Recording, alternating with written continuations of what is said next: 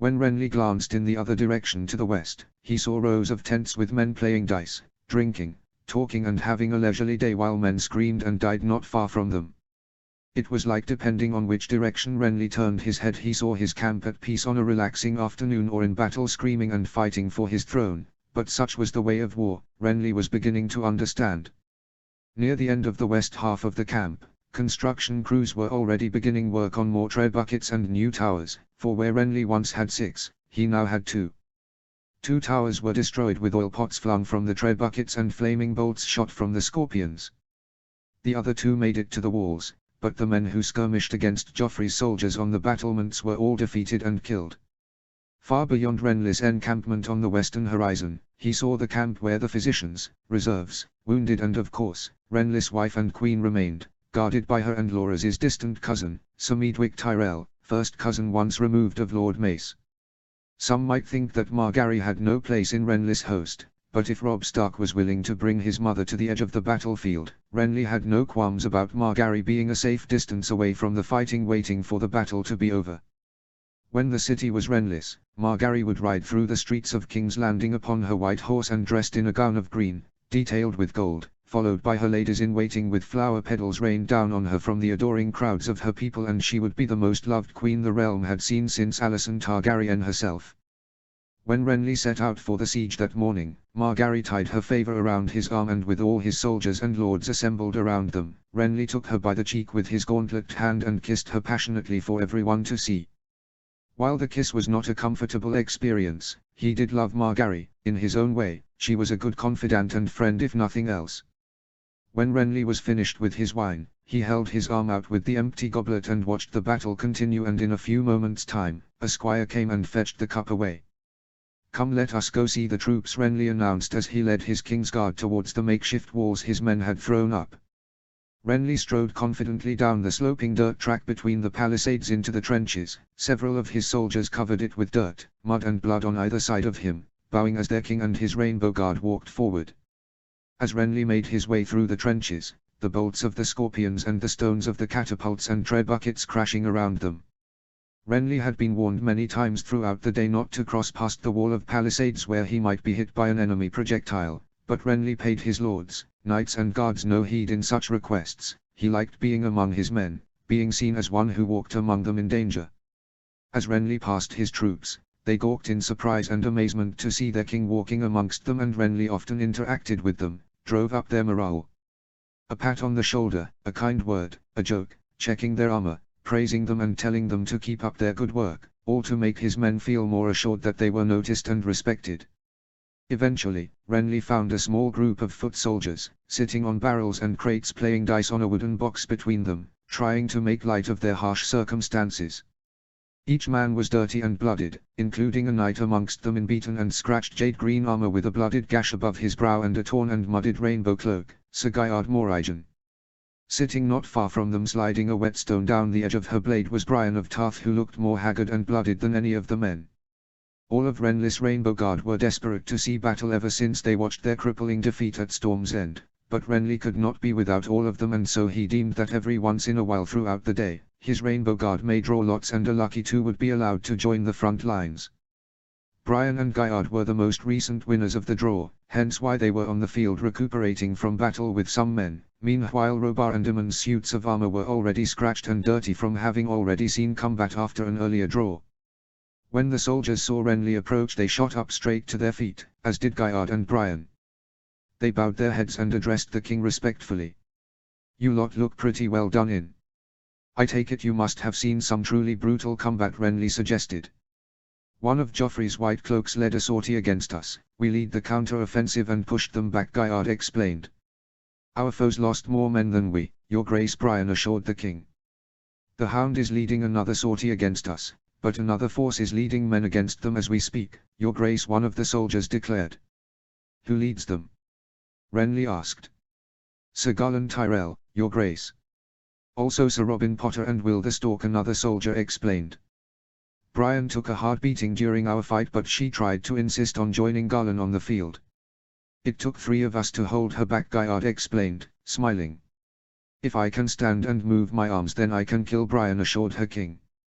"Brian, when we turn our sights on the Stark rebels I will feel safer having one as fearless as you by my side if we come across one of these alleged giants we hear of, Renly said. You, Renly said, turning his eyes to one of the blooded soldiers. Yes, your grace, he asked nervously. What's your name? Renly asked, peering his eyes and drawing closer. Alfard, your grace, he stuttered. Well, Alfard, I have a question for you, Renly said in a serious tone. The foot soldier gulped. Renly rested his hand on Alfard's shoulder, causing him to flinch, and then Renly smiled. Is this a private game or can I join in? Renly asked, pointing to the dice. Alfard sighed in relief as the others laughed. With that, Renly was welcomed into the game of dice and rubbed his hands together as he sat down on one of the barrels. A game of dice, a siege against Joffrey and a battle against Stannis. The gods must be smiling down at me because I feel lucky enough to win all three, Renly declared, bringing smiles and laughs of joy to his men and his Rainbow Guard. A few rounds later, the small section of the trench where Renly was playing dice had become a popular and crowded part for the soldiers, with the laughter and cheer at each throw of the dice drowning out the bombardment of stones and bolts from the battlements of King's Landing. But the waves of laughter and joy died down when marching and murmuring drew their attention. Renly moved through the crowd of soldiers and saw two file columns of wounded and battle-worn men staggering and limping their way up the trenches. At the front of their lines, Sir Robin Potter limped forward, and by his side, it was Garland Tyrell who led the men back from their skirmish against the Hound. Garland was at the head of the line as he led his men through the trenches, holding a wounded foot soldier up by slinging his arm over his shoulder. Garland looked much as Loras did, though was taller, broader, bearded and 5 years Loras' senior. Strands of his hair that parted in the middle fell down his face, a bruise was on his cheek, a spot of blood on his chin and dirt all over his face and armor. Garland was a skilled warrior and an exceptionally skilled swordsman, preferring to train against 3 or 4 swordsmen, so as to better prepare himself for actual battle. While most of Loras' young unblooded knights were overly eager to taste battle and earn glory on the field, Garland was a dutiful man, unburdened by desires of glory and fame which only furthered Renly's respect for his good brother. Renly went to Garland's side and took the wounded footman's other arm over his shoulder. Steady, soldier, we're going to get you help, Renly assured the dazed and injured man. Brian was the first to follow the king's example, rushing to help the injured forward down the trench. How goes the fighting on the front lines, Garland? Renly asked as he helped his good brother usher the injured man forward. We are holding strong, your grace, though we lost 70 good men and the Hound killed Will the Stork, damn the man. 70 men, Renly pondered. When he stood on the battlements of Bitterbridge he gloated to Lady Stark of his grand army of 100,000. When he returned to Bitterbridge he had 86,500, then when the rest of the traitors turned to Stannis' side, he was left with roughly 74,000 and was able to scrounge together 2,500 men by conscripting every young, able and willing man they came across in every village, farm and mill they passed on the slow march to King's Landing, and even hired a few sellsword companies to bolster their ranks, getting them almost back to 80,000. In number, but not quite. In the past few hours during the siege, the reports had grown claiming that Renly's army had lost close to 4,000 men since the siege began, roughly twice of what he had in reserve at Margaery's camp. Despite the number of losses, Renly would not call the reserves to the front just yet. He did not want his men to think that they were desperate and losing. Renly was no closer to taking the city, and his brother was yet to rear his grim hairless head. Your grace, the young soldier, who Garland and Renly carried along the field said, his eyes fluttering as he looked to the king, seeming to try and stay awake. You're all right, lad. Come, sit down, said Renly as he and Garland set the lad down against the trench. Your grace, please, the boy whimpered. Do not fret, lad. You will be looked after soon enough. We'll get you back to the rear camp to heal, Renly assured him. No, he grumbled as he shook his head. Do not waste time on me. I need to go back. I need to fight, the soldier insisted, a boy no older than 19, if even that. The boy tried to push himself up off the ground, but Renly held him down. Easy, soldier, relax. You're no use to us dead, Renly assured the boy. I don't want to miss out, want to earn glory, fight for my king, he murmured. Renly smirked and smiled. You won't miss out on anything, lad. There are plenty of battles ahead. After Joffrey, we still have to deal with Stannis and Robb Stark, and I'm sure you'll play an important part in the battles ahead," Renly said. "And Balon Greyjoy," the boy croaked. Renly laughed aloud. "Yes, of course. After we've defeated the 3 rebel kings, we shall lead a campaign against King Balon and his Ironborn. After all, we could all use a good laugh after fighting the real war," Renly declared. The boy and Sir Garland laughed with the king. One of the physicians who was summoned over came and checked on the boy, stopping the bleeding and checking his injuries before he was sent off to the rear camp. "Now lad," Renly began. "I have an important assignment for you, so listen well." Mind you, what is your name?" he inquired. "Roland," the boy replied as one of the physicians wrapped his head with a bandage. "Well, Roland. I need you to deliver a message to my dear Queen Margaery. Tell her I miss her and will deliver to her a city of adoring subjects as a gift soon enough," Renly said. Garland smiled and rested his hand on the boy Roland's shoulder. "Yes, Your Grace," Roland replied before he was led off by soldiers. After the wounded were carried off, Renly stood in the trench and looked out to the walls of the city as the archers and siege weapons continued to trade munitions. Nothing had really changed since Renly looked at the castle earlier when he exited his pavilion, save for the battlefield being painted in a pink hue as the sun descended. The boy Roland was worried if he went to heal he would miss out on the siege, but the siege was far from over and the war itself was another matter entirely. All Renly could do was keep fighting and hope. With that, Renly and his knights returned up the trenches towards the wall, deciding to return to camp, for it was nearly time for supper. Chapter 34, Another Skirmish. Chapter text. The tranquil numbness of sleep began to fade as Clegane felt his shoulder being shaken. While his eyes were still closed, the sounds of projectile stones crashing into the ground and battle cries emerged in his ears, mixed in with the repeated whining of Sir in his ear. The Hound opened his eyes to see one of Tyrion Lannister's squires, the pitiful little pain boy, shaking Clegane's shoulder, pleading "Sir, sir, sir," endlessly. Sandor quickly reached out and gripped the annoying squire by the throat, making him wide-eyed with fear. The little shit had forcibly roused Clegane from his sleep and worse, dared to call him sir as though he were some twat knight. Sandor was sitting on the ground with his back against the wall in the fishmonger's square. Weapon racks, siege engine munitions and haggard soldiers all around them. The sky above was black but with the red hue of fire flickering. "What time is it?" Sandor asked the squire, still gripped by the throat. "Hour of the owl," the squire croaked out. Clegane released his grip, letting the squire desperately gasp air back into his lungs. "Stannis here yet?" Clegane grumbled. "No, sir," the pain squire replied. "Renly break through the gates?" "No, but..." "Then what the fuck do you want?" Sandor asked angrily, pushing the squire away, causing him to fall to the ground onto his ass. "Please sir. Lord Tyrion calls for you. Renly's men are mounting another attack on the walls. You are needed to lead the sortie." The fucking cunt of a half-man, Clegane thought to himself. Clegane stood up from the wall he was resting against and was led over by the pain squire to the house which had been converted into the new command center for the defense force. The half-man was there, talking with a small handful of knights and gold cloaks. While Clegane despised the little shit, he could not deny that he was putting effort into the fight. Dirt, scratches, dents and dried blood now decorated his once fancy suit of armor. He had a small cut above his brow, his pale blonde hair was now powdered with dust and the whites of his mismatched eyes were now red. Since the battle had begun at midday, the imp had commanded the walls and now near the middle of the night, he remained. He had even seen combat, fighting on the walls with his axe against the men from one of the siege towers when it reached them. Now the blade of his axe was black and red with dried blood. Meanwhile, the king remained at the trebuchets sparkling in his gilded armor while Trant waved his banner to curry morale. Then when the sun went down, he turned in for the day, going to a solar in one of the cleared-out brothels on the Street of Silk to sleep for the night and return in the morning.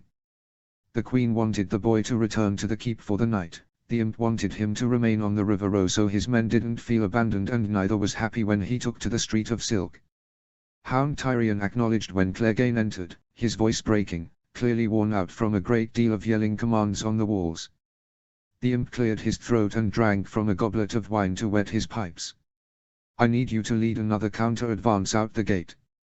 Renly's men are attacking again." Sander had led men out the gates into battle 6 times since the siege began, taking it in shifts with Bullon Swan and Mandan Moor. Meanwhile, Trant and Kettle Black remained with the king, unscratched by combat. "What about the others?" Clegane asked, though Tyrion shook his head. "Moore is resting, he's led 4 charges since you took your leave and has only just gone to sleep.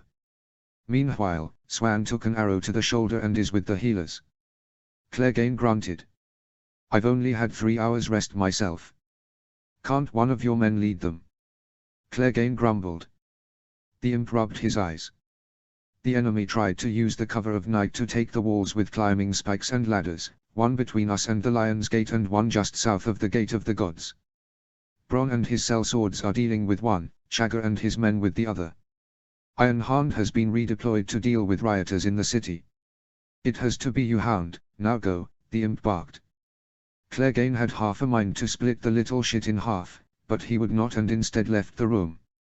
Clegane went to the King's Gate where gold cloaks, men-at-arms, sellswords, knights and militia were assembling, preparing to follow him out. A squire brought Clegane his hound-moulded helm which he put on and fastened to his gorget before he approached the weapon rack close to the gate. Throughout the many skirmishes beyond the gate that Clegane had led during the day, he picked his weapons in accordance with what he was in the mood to use. Most of the weapons on the rack were covered in blood from having been used by Sander at one point or another. A longsword, a claymore, a warhammer, a battle axe, a morning star, a warpick, a mace and other such weapons all laid out for him to pick from. For this particular skirmish, Clegane decided to sheath a broadsword and long dagger on his belt as his spare weapons and took up a flamberge that caught his eye, one of the weapons the Hound had not yet used from the rack. The Hound gave a few swings of the sword and decided he liked the feel of it.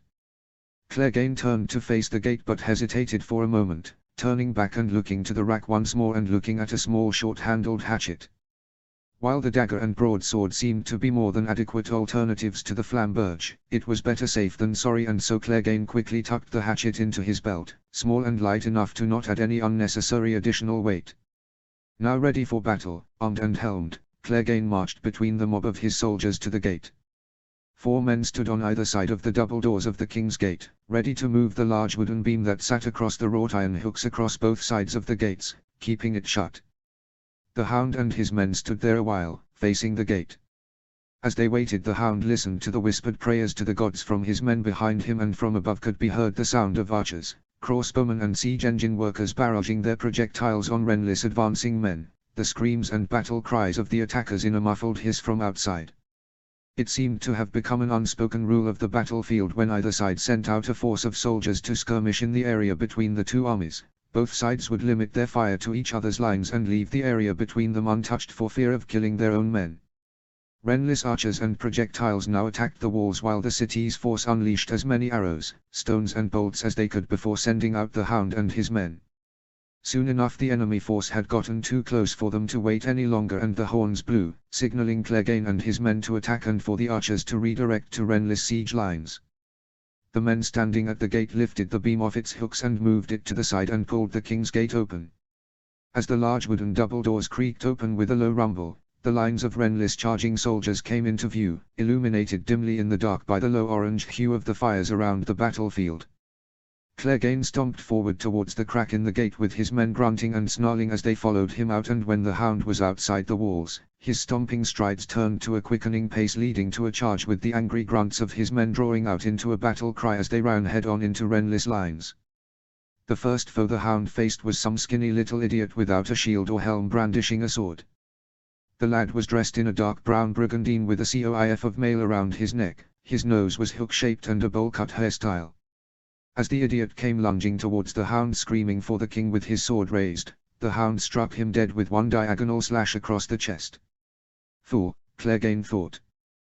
The next man to attack the Hound seemed to actually know what he was doing, blocking Sander's flamberge with his shield and trying to strike him, but he died quick and easy all the same, with the Hound forcing his blade through the man's ribs. When Clegane pulled the flamberge from his opponent, the ripples of the blade sent choir vibrations through his hand as the notches were dragged against the bones of his ribs, the same kind of feeling as when one would drag a saw through wood. The Hound turned to his next opponent, then the next, then the next. Some fought longer and better than others, but they all died in the end. The skirmish had turned into carnage. A few men who had lost their weapons had turned to strangling, choking, clawing, biting, punching and trying to force the face of their enemy into the muddy ground to suffocate them. When the hound was facing another opponent, a knight of some kind, his flamberge was locked with his enemy's longsword and another foot soldier came rushing at him from the side. Clegane quickly removed his left hand from the flamberge, holding his main opponent's sword back with one hand and quickly pulled the hatchet from his belt and struck it down on his second attacker's head when he came close. The hatchet made a hard cracking sound as it split the man's skull like an egg, and the force of Clegane's strike was so powerful, it caused the man's left eyeball to pop out of its socket, the bulging inflamed eye leaving a surprised look on his face as he fell dead to the ground.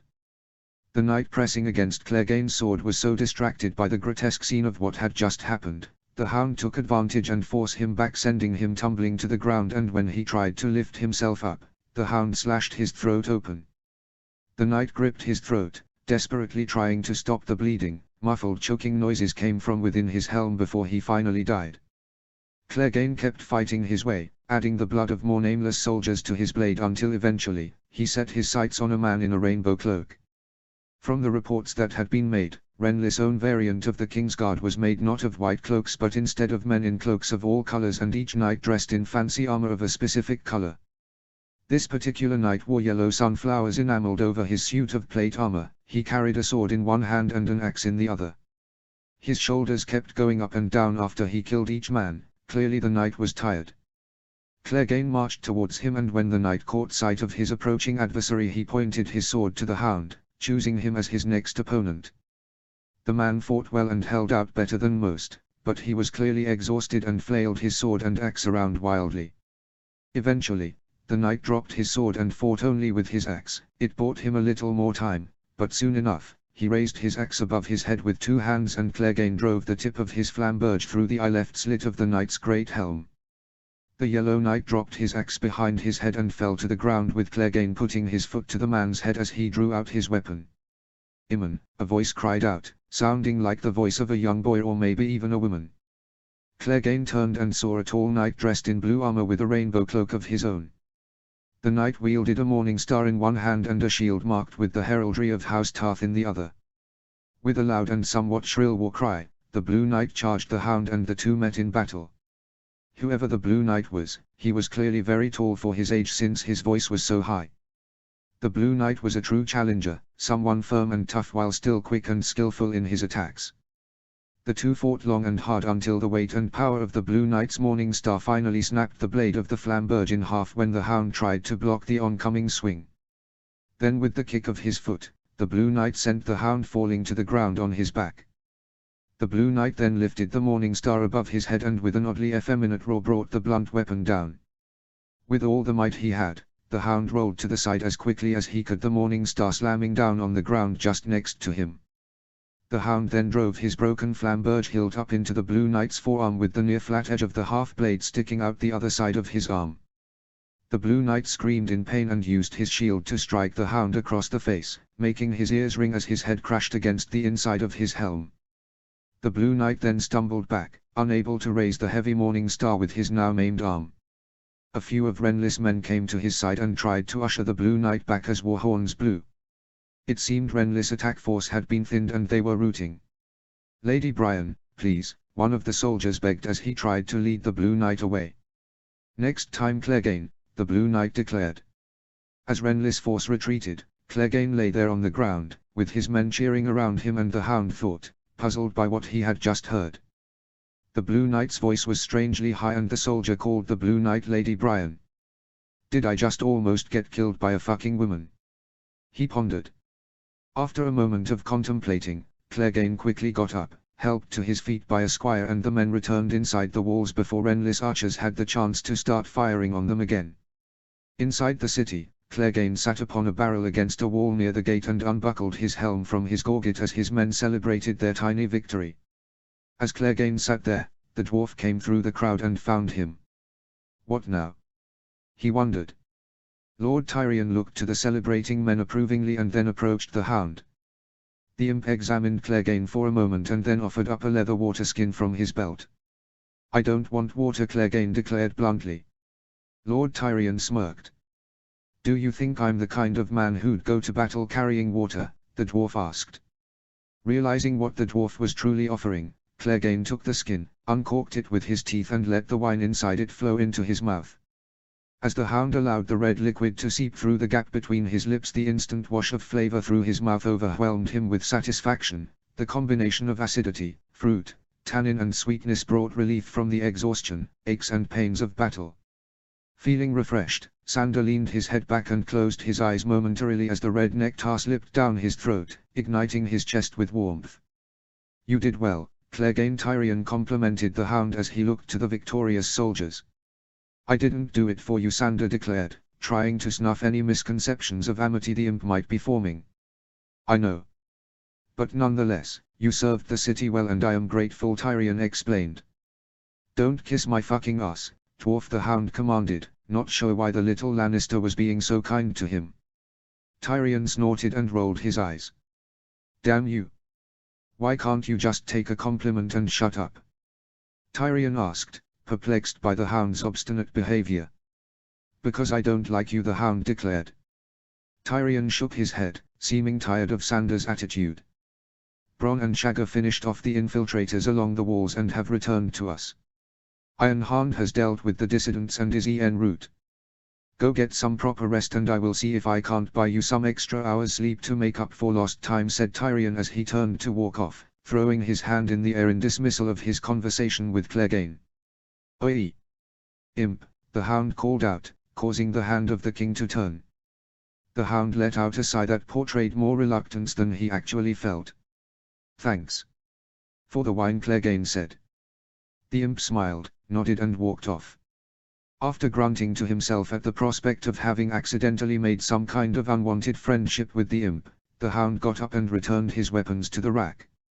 Then he went back to his spot on the river row, sat down, crossed his arms, arched his head forward, closed his eyes and let the sound of men screaming in battle and the thumping noise of boulders crashing into the ground lull him back to sleep. Chapter 35, On the Water. Chapter text.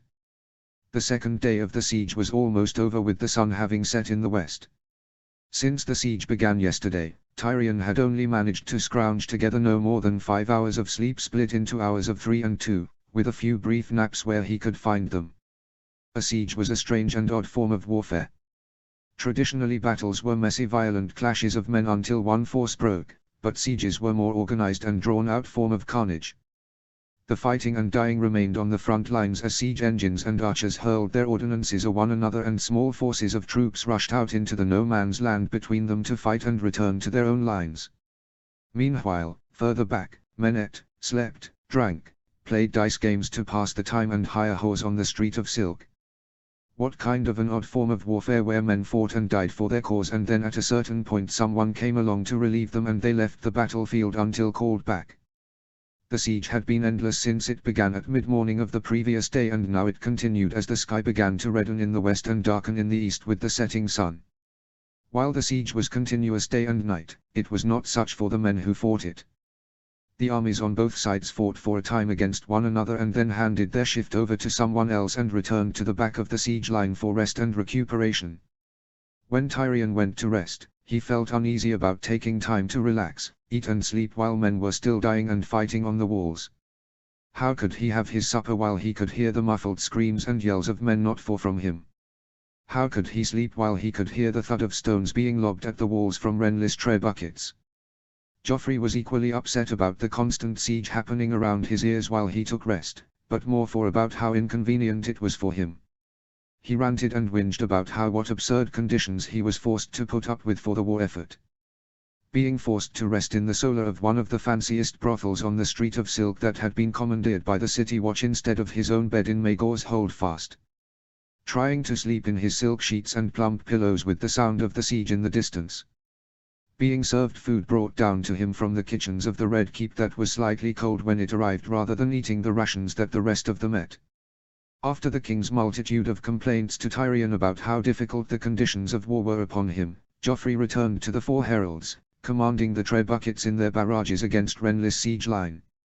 The rest of the day went on as just more of the same, each side throwing rocks, arrows and scorpion bolts at one another, small skirmishes of men in the field between them, injured men being taken back to the Street of Silk for medical attention, craftsmen and stonemasons patching up as much of the damage to the walls as possible and repairing the siege engines when they broke down from overuse.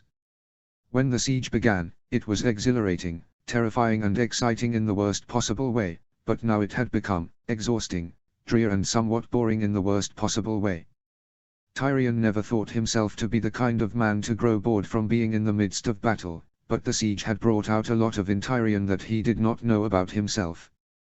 With their supplies, weapons and manpower not being inexhaustible and Stannis not even making an appearance yet, Tyrion devised a way to thin his enemy's line with limited loss to his own.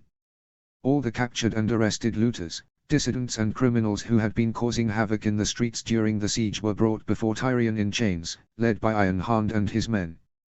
Tyrion could not waste time on the criminals, the men who would guard them were needed on the front lines and the rations to feed them were too precious to waste. Tyrion needed to get rid of them.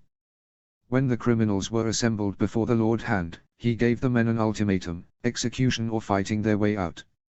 Tyrion declared that they would be sent out the front gates with armor and weapons and all they needed to do was get past Renly's army and run, then they would be free and forgiven of all crimes. Tyrion knew it to be suicide for the men, but they would not see it that way, however unlikely it would be for them to make it past Renly's army, they had to try. Execution was doom and nothing else, but if they went out the gates, they would have a chance. They would tell themselves that if they could just make it to the tree line they'd be alright. Tyrion didn't know how many men were among the prisoners, or perhaps he didn't want to know. All Tyrion knew was that they were all dressed up in the haggard and ruined suits of armor and mail from previous skirmishes and given mangled, battered and dulled blades to fight their way out with. Then when a brigade of Renly's troops was just beyond the gates, too close for the criminals to throw down their weapons and surrender, too close to do anything other than fight, they were let out and forced into battle. Tyrion heard their screams, their cries of war, the clinking of steel as they battled. At one point Tyrion could hear banging on the gates from a pleading man who wished to be let back in, and then, silence. The last remnants of Renly's men retreated sustaining heavy losses, but not a single one of the criminals was left alive. Tyrion wasn't expecting them to do such damage to Renly's men, for they were only greedy and low-life dissidents who tried to use brutality to take advantage of the chaotic city under siege, but it seemed Tyrion had underestimated the pawns he had used. When those men were sent out the gates under the delusion that they would survive and make it out, Tyrion thought them fools for entertaining such fantasies, but after seeing how few men from Renly's skirmishers were left, the imp reconsidered his judgments on the will of a desperate man's desire to live. While it may have been cruel, those men had died thinning Renly's ranks and removing themselves as a threat to the city, and doing it without costing King's Landing's defenders of any weapons or troops. Cold and cunning, like my father, that was the vow Tyrion had made to himself. The city was filled with men, women and little children who were under Tyrion's care, all who would be at risk if the city fell. Tyrion had limited men and supplies, he was engaged with an army much larger than his own and waiting for another to attack him from the sea. Tyrion would need to fight dirty and cruel to get through it and could not let his morality bog him down. Tyrion's acts in defense of the city would lead to worse things than just using men as fodder, for an atrocity lay in wait in the Blackwater for Stannis, a cruel and merciless yet tactically brilliant atrocity. In the late afternoon of the second day at the setting of the sun, 2 more towers made for the walls, the blinding light of the horizon-sitting sun glaring in their eyes as the 2 towers drew closer. It seemed Renly had grown a brain since his failure at Storm's End. The catapults and tread buckets flung stones at the towers, but the blinding light of the setting sun hindered their aim. They were lucky with one tower, managing to collapse it before it reached the walls, but the other managed to reach them.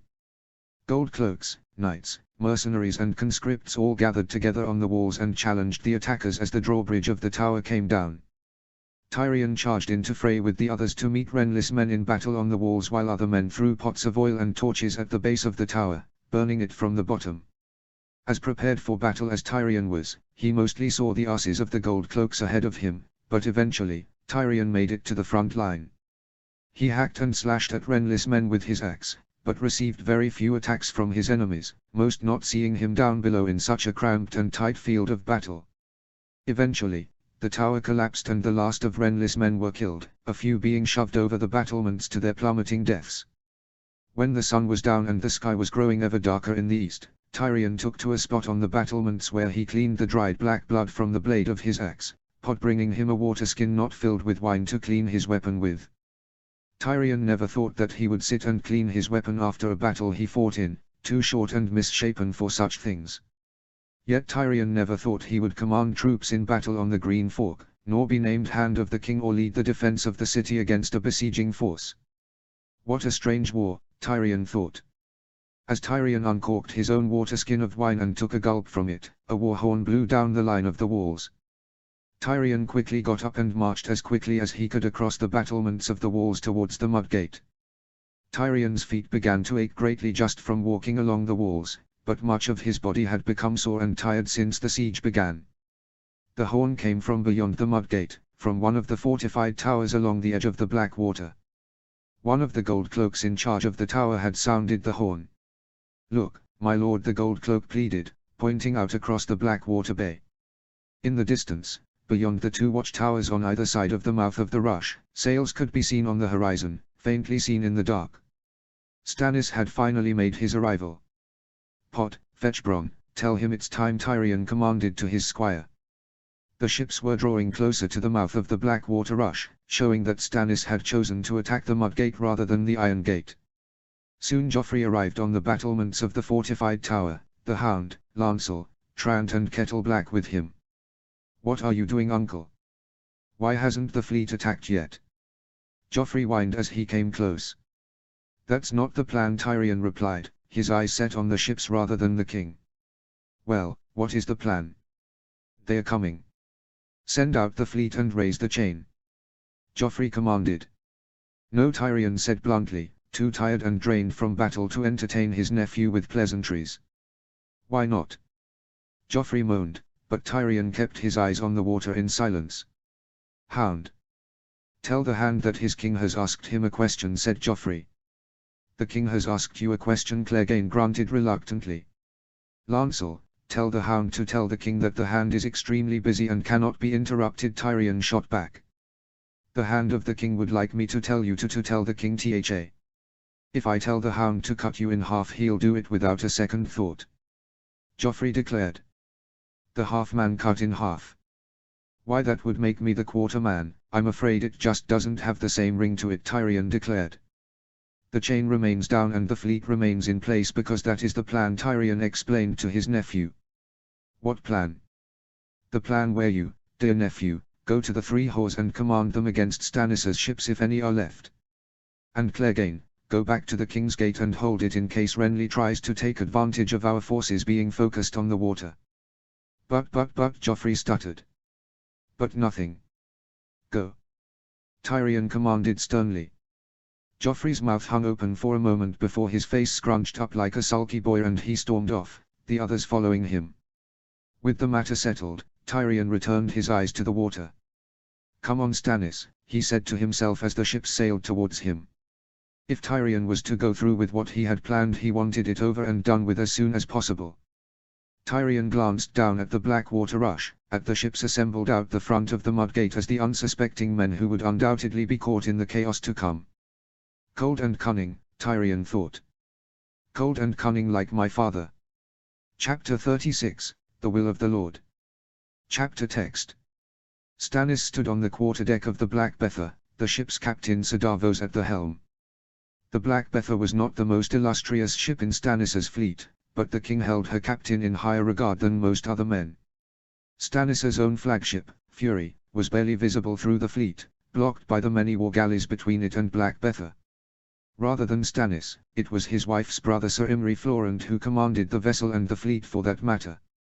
Stannis's original intention was to be in one of the heavy transport ships that sailed directly behind the Black Betha, and the 3 Seaworth ships that sailed ahead of the transport vessels were intended to be further up the fleet, not at the rear. It was not Stannis's intent for him and Sir Davos to lead the transport ships into the bay behind the fleet of war galley armed with scorpions and catapults, but rather Melisandre's. The Red Woman stood at mid-deck of the ship, looking at the black water as they sailed forward. The Red Woman had proven her god to be a useful Red Hawk, fetching many prizes for Stannis since Storm's End, and he would not abandon her counsel and power now. At Melisandre's suggestion, The fleet was organized into 10 battle lines composed of 20 ships each. The first 3 lines were made up of war galleys belonging to the Royal Navy and the Lords of the Narrow Sea, crewed only by their lords, mariners and crews to man their catapults and scorpions. Behind them sailed the smaller Mirish contingent, 2 lines of sail ships filled with mercenaries ready to fight for coin. Lastly, the Black Bertha sailed at the head of the last 4 lines of ships, mostly carracks and lumbering great cogs all filled to the gunwales with Stannis's army. Across the sea war horns boomed, deep throaty moans repeated ship to ship. "Bring down the sail," Davos commanded. "Lower mast. Oarsmen to your oars." His son Mathos relayed the commands. The deck of Black Bertha churned as crewmen round to their tasks, pushing through the crewmen that always seemed to be in the way no matter where they stood. The sailors seemed to sidestep past Melisandre, their eyes locked on her as they passed her by, either ensnared by her beauty or terrified by her reputation of dark sorcery. Whatever they felt, Melisandre smiled at them as they skirted around her. Not a particularly warm or charming smile, but instead a coy and all-knowing smile, like she possessed some kind of patronizing fondness for their sense of wonder or fear, as though she knew everything about them just by looking at them. Sir Imry had decreed that they would enter the river on oars alone, so as not to expose their sails to scorpions and spitfires on the walls of King's Landing. The war horn sounded again, sending another wave of commands back down the lines from the fury ahead of them. "Out oars!" Davos shouted, deciphering the command of the war horns. "Form line." 100 blades of wooden paddles dipped down into the water as the oarmaster's drum began to boom. As the thumping of the drum began, Melisandre left her place on the middeck and came up to the quarterdeck, her fingers locked together as she drew nearer to the king. "Slow cruise," Davos called out, his stern eyes glancing untrustingly over at Melisandre now and again. Davos never liked nor trusted Melisandre, and his opinion of her had only worsened with the death of Maester Cressen, as well as her using what Davos only described to the king as a demon made of shadow, to remove Sir Courtenay Penrose at Storm's End. "We're falling behind, your grace," Davos declared as the Mirish ships and the war galleys ahead of them pulled further away from the transport lines. It made sense. Stannis was not half the mariner that Sir Davos was, but he knew enough to know that the war galleys at the vanguard of the fleet carried only crews and artillery, keeping them light, while the 4 rear lines of ships were crammed full of footmen, archers and crossbowmen all piled on board, adding more weight and slowing their ships. "Do not fret, Sir Davos. All is as the Lord of Light wishes it to be," the Red Woman said softly. "Is there anything else the Lord of Light wishes?" Davos grumbled under his breath. When Davos's eyes next caught Stannis, the king gave his Onion Knight a stern glower of reprimand. While Stannis shared Davos's skepticism about Melisandre's god, he would not risk insulting her when trust in her power was what Stannis rested his strategy on. "As a matter of fact, there is. Prepare to bring the fleet to a halt, Sir Davos," she requested pleasantly. Davos glared to her and then to Stannis, who, though hesitant, nodded to Davos to do as Melisandre said. Stannis was not entirely sure what Melisandre's stratagem was, but she had not led him astray as of yet. But while her past triumphs in assisting Stannis had bought her a fair amount of trust and faith, that faith was not blind, and it was in her abilities, not in her god. If her tactics seemed a bit strange or counterintuitive, he would give her the benefit of the doubt, but if Stannis's was defeat laying out before him in her path, he would spare her no more leniency. At Melisandre's signal, the Black Bertha and the other 19 ships in the row slowed to a halt, with the 3 rows of transport ships behind them stopping, along with Salad Horsaren's pirate galleys at the far rear of the fleet. The rest of the ships ahead of them, commanded by Sir Imry, continued on into the Blackwater Rush, the Red Keep that should be Stannis's towering over them atop the summit of Aegon's Hill. "Your Grace," said Davos, calling Stannis over. "You see that?" Davos asked, pointing to a pair of towers on either side of the river mouth. 2 small squat towers that Stannis had never seen before. The last time Stannis had been at the capital was when his brother set off for Winterfell to give Ned Stark what was rightfully Stannis's. No archers, no tread buckets, catapults, scorpions, nothing.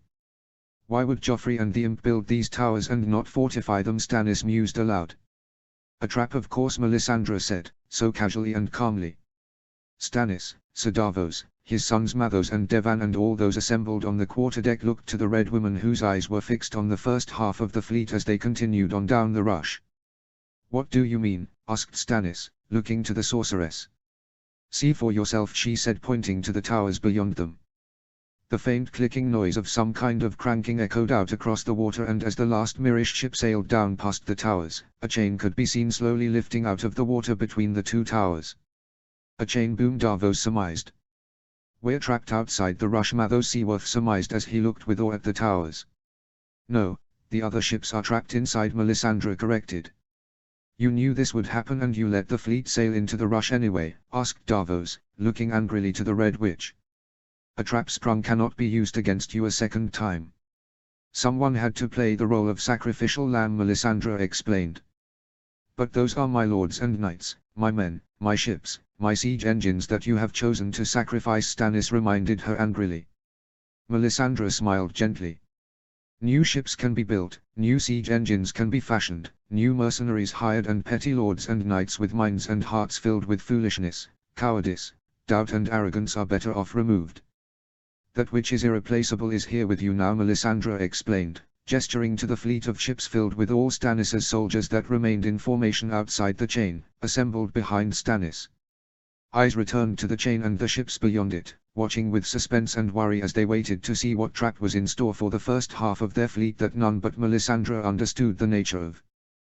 Davos closed his stubby hand around the pouch that held his finger bones and mouthed a silent prayer for luck, while Melisandre smiled contentedly as she watched for something to unfold beyond the chain. In the distance, the exchange of arrows and catapult stones from the ships and the city walls could be seen. The siege engines and the chain could not be the entirety of this trap that Melisandre wished to protect them from, so the king continued to peer out to the battle beyond him. As they all watched from the distance as the ships battled in the river, flickers of green light came up like flickering candles in the distance. Wildfire, Stannis thought. Sir Imry had expected as much, declaring their enemy would use such methods against them but would soon run out, for there were not many pyromancers left. Was that it? Stannis wondered. A few jars of wildfire set ablaze in the black water was one thing, but it did not spell ruin for the entire fleet, hardly an inescapable trap that Melisandre would need to rescue them from. But before Stannis could put such thoughts into words, the unexpected happened.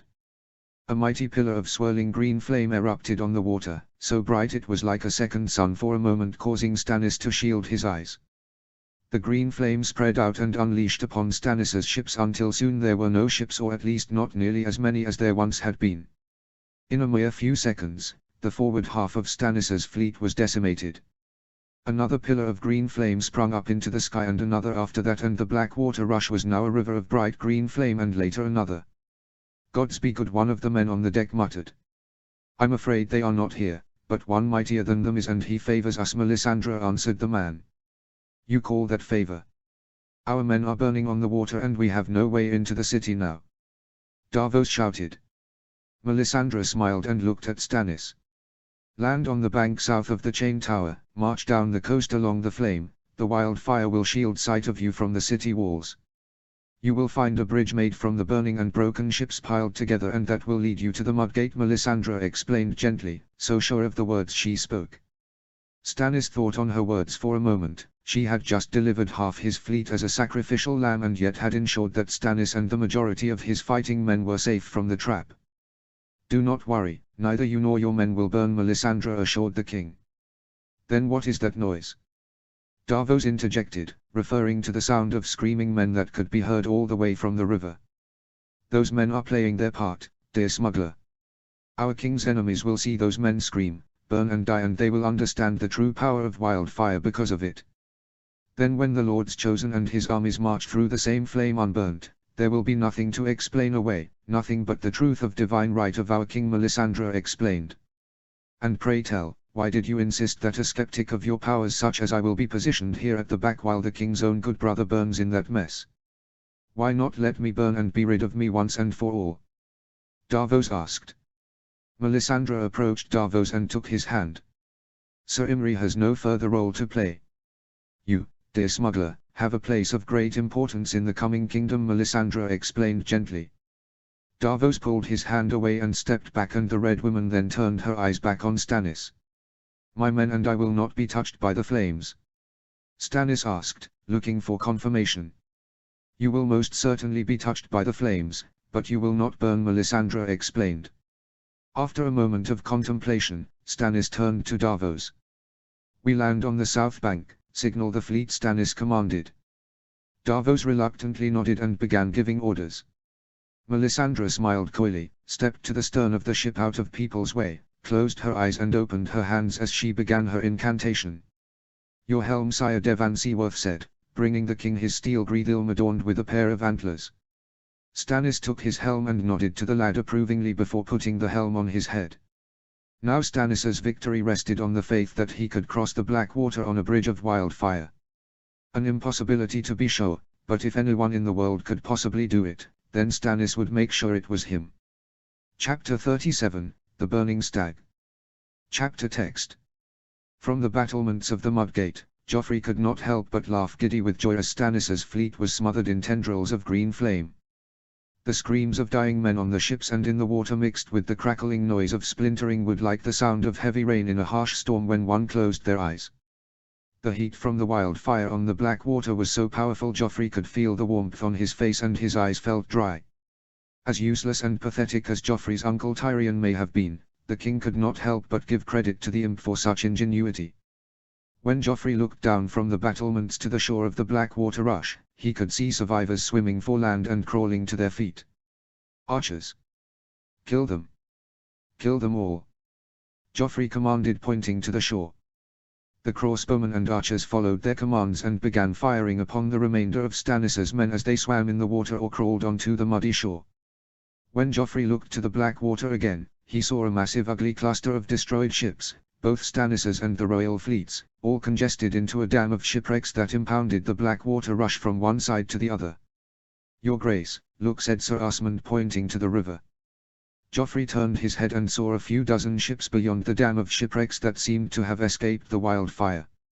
Nothing to fear though, the majority of their fleet was now burning and a few ships would not be enough to take the city.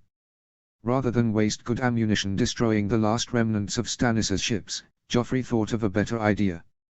He had a surprise that he had been saving for Stannis's arrival, but since the old gloomy wretch was probably burned to ashes by now, Joffrey would use it on the last remnants of his forces. Joffrey turned to the inside battlements of the Mudgate and shouted across to the artillery crews that manned the 3 trebuckets inside the Fishmongers' Square, the 3 whores that they were so named. "Upriver! It's time to give Stannis his gift!" Joffrey shouted. The men inside the Fishmongers' Square cheered and began to prepare the trebuckets. As the trebuckets were being prepared, Joffrey turned his attention back to the outside where Stannis's men from the surviving ships were taking to the shore and forming ranks. When the few hundred men that disembarked from the ships all gathered on the shore, they began to march back towards the Mudgate, carrying a battering ram off one of the ships. "Ready, Your Grace," one of the men in the Fishmongers' Square shouted from within the walls.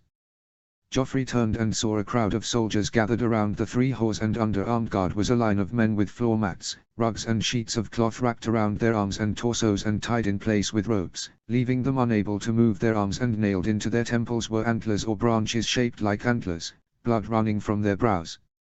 Some were crying, some were pleading for their lives, some were cursing and yelling with anger, and some had dazed and blank looks on their faces, perhaps from the nails going too deep. The group of men were called the Antler Men, a group of wealthy traders and merchants in the city who had been discovered by Varys for treason, planning to seize the old gate and open it for Stannis when he arrived. When they were found out, Tyrion had them arrested and their gold and riches seized to and used to contribute to the war effort. Now that Stannis's forces had arrived, Joffrey planned to deliver them to their master. "Release the prisoners," Joffrey commanded mockingly. 3 at a time, the Antler Men were taken from the crowd and each loaded into the pouch of the trebuchet's sling. As they screamed, cried and begged, men laughed and teased them, and then the trebuchets flung the Antler Men into the air and they went spinning into the air, squealing like little piggies and landing into the muddy ground outside the gate. When the Antler Men first began flying from the trebuchets, Joffrey commanded his archers to cease fire, as it would be terribly dull if none of Stannis's men were alive to look on in horror at the demise of Joffrey's enemies. Besides, a few survivors were of little threat to Joffrey anyway. Again and again, a payload of Antler Men was flung outside the walls. Some splattered against the mud ground, some landed on the assembling force of Stannis's men outside the walls, some went into the flames of the wildfire, and some went into the water. At first Joffrey got upset when some of the men landed in the water, thinking it had broken their falls and allowed them to survive, but he quickly realized such to be unlikely given how high up they hit the water from. Even if they did survive the impact, no doubt they'd sink to the riverbed with their chests wrapped in heavy mats and carpets that kept them from swimming and pulled them down.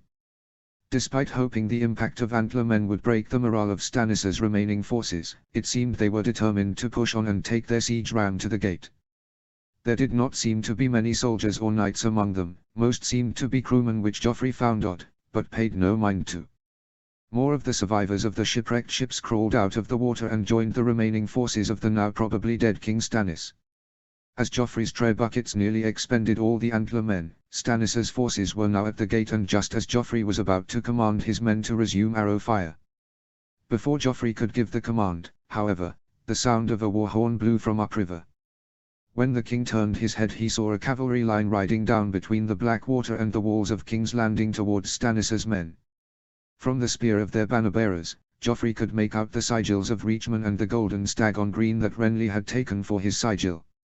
It seemed Renly had decided to take another strike against Stannis now that he was weakened, though Joffrey could not see his younger Baratheon uncle on the field. "Shall I give the command, your grace?" Sir Meryn asked, raising his fingers, prepared to signal the archers. "No," Joffrey said through laughter.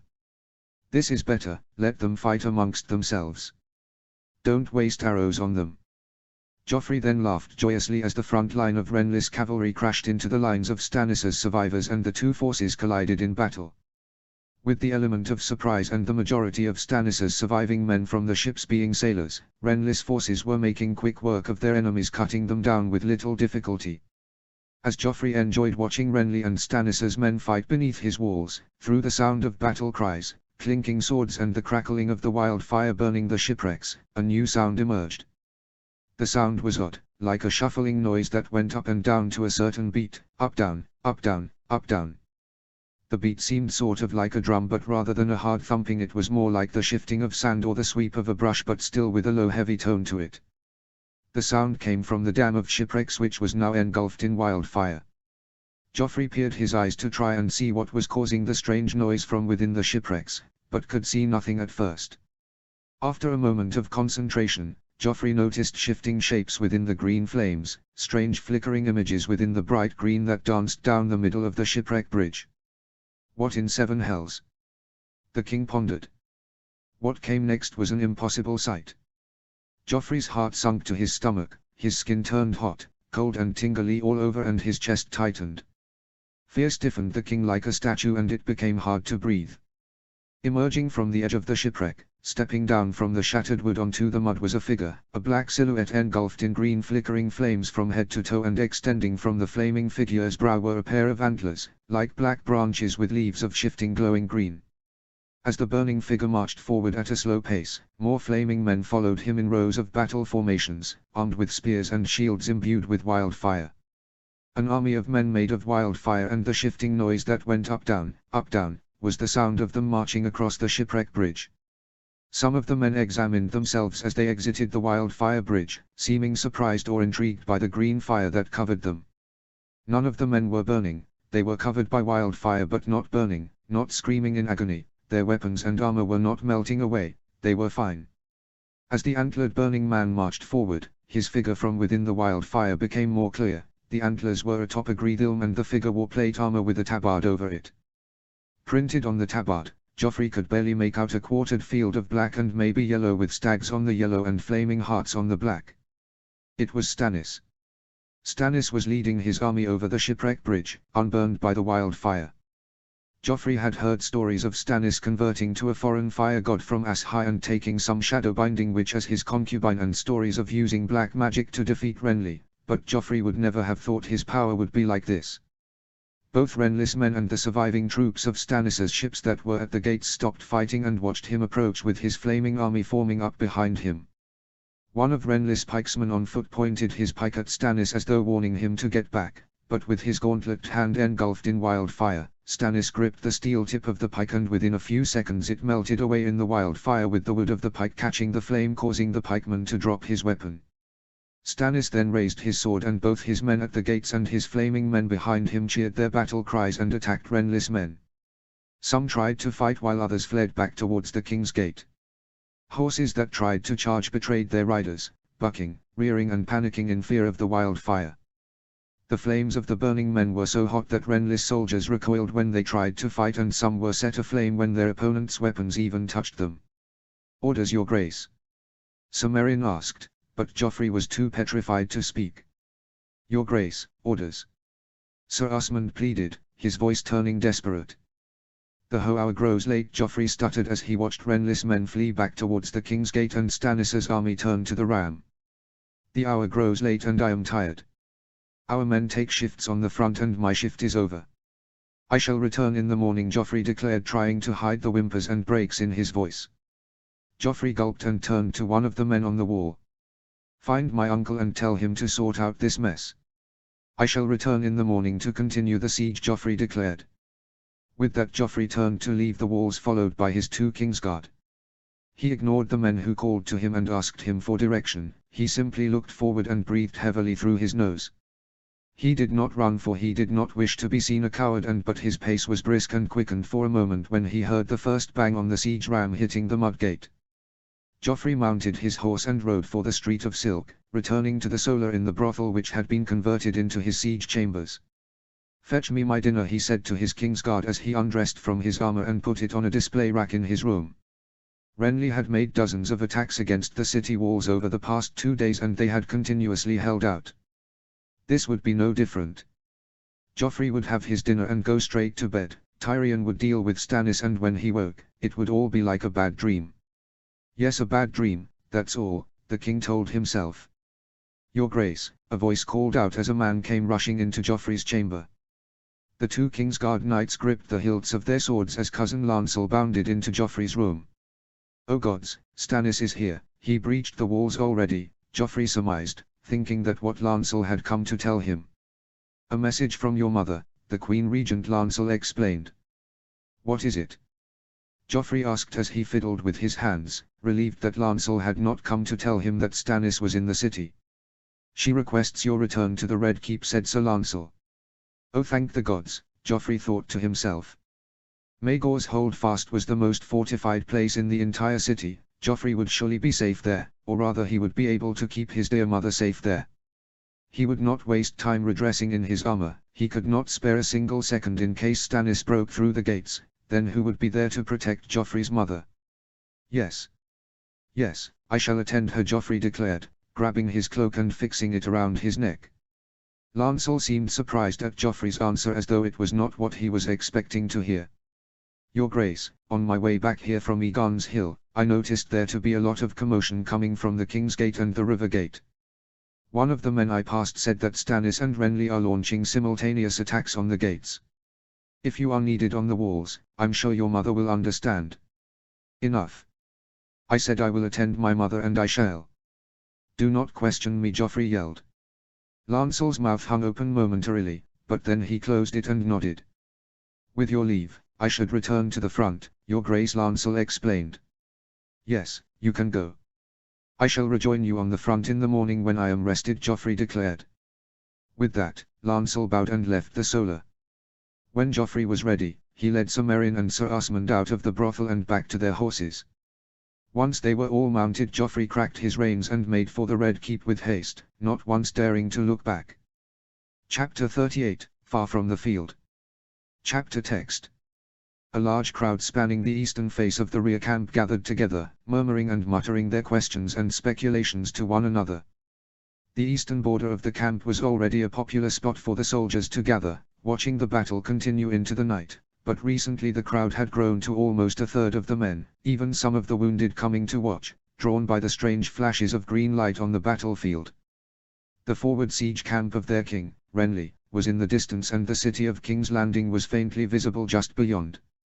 As strange as it may have sounded, the battle was much better to watch in the dark of night than in the day, for the ordnances of the siege engines being traded back and forth were clear in the dark when either side used burning pitch, like little specks of yellow and orange jumping back and forth between the 2 siege lines. The men of the camp would often go over to the eastern edge of the camp and watch the siege unfold for entertainment, usually a crowd in the dozens, but now hundreds had come to watch upon seeing bright flashes of green blinking in the east. Sir Medwick was not there to see the flares of green light when they went off, for he was in the Queen's pavilion, dinging with his dear cousin Margaery and her ladies-in-waiting. While her liege husband and her brothers were fighting on the front lines, Margaery remained in the rear camp, but she did not spend her days there idle.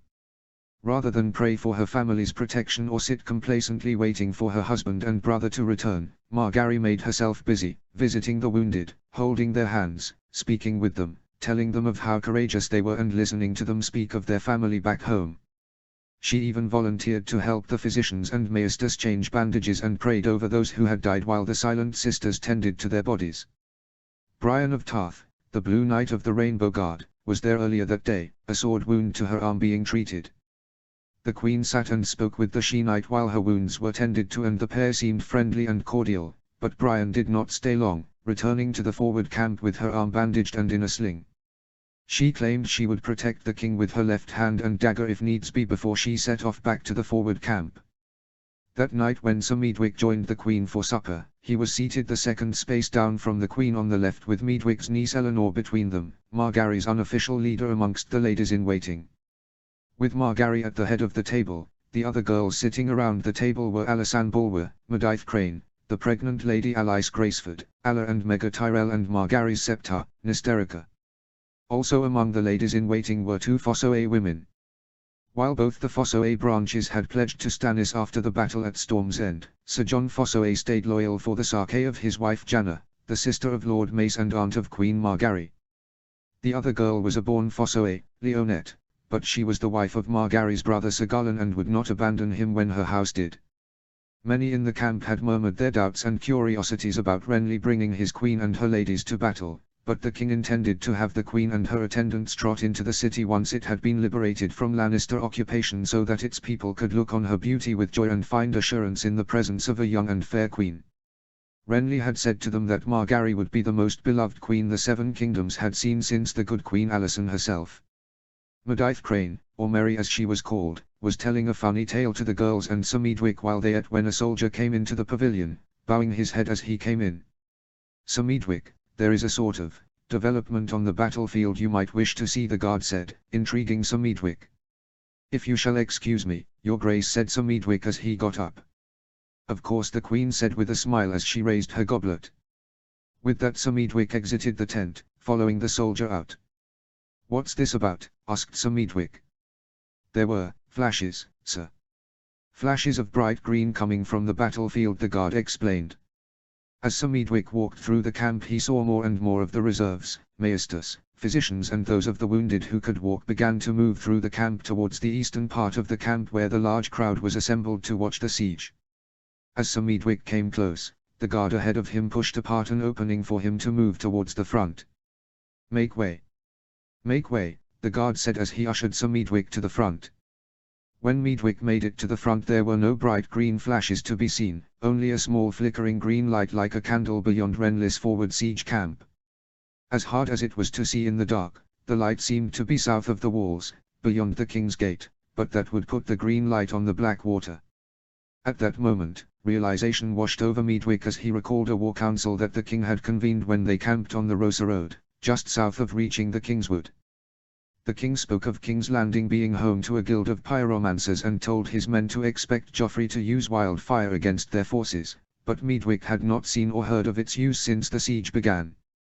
The fact that Medwick was seeing it now on the second night of the siege being used on the Blackwater was further intriguing. Perhaps the usurper Stannis had finally made his appearance and it was for him that Joffrey had reserved the wildfire. If so, then good riddance to him. He was better off burning, another false king trying to steal Renly's crown. Medwick was no fool, he understood the line of succession and all that it entailed, but it was not a perfect system. The line of succession put Aegon the Unworthy on the throne rather than skipping over him for his son Daeron. The line of succession put Aerys I before his brother Maker when the latter was better suited in the times of the Second and Third Blackfyre rebellions.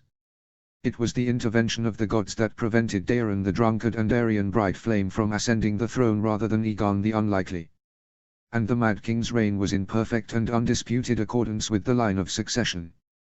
The fate of the Seven Kingdoms should not be passed around so inflexibly that it would string the glutton Robert, the wretched Joffrey and the brutish Stannis together and call that right rather than see Renly as king.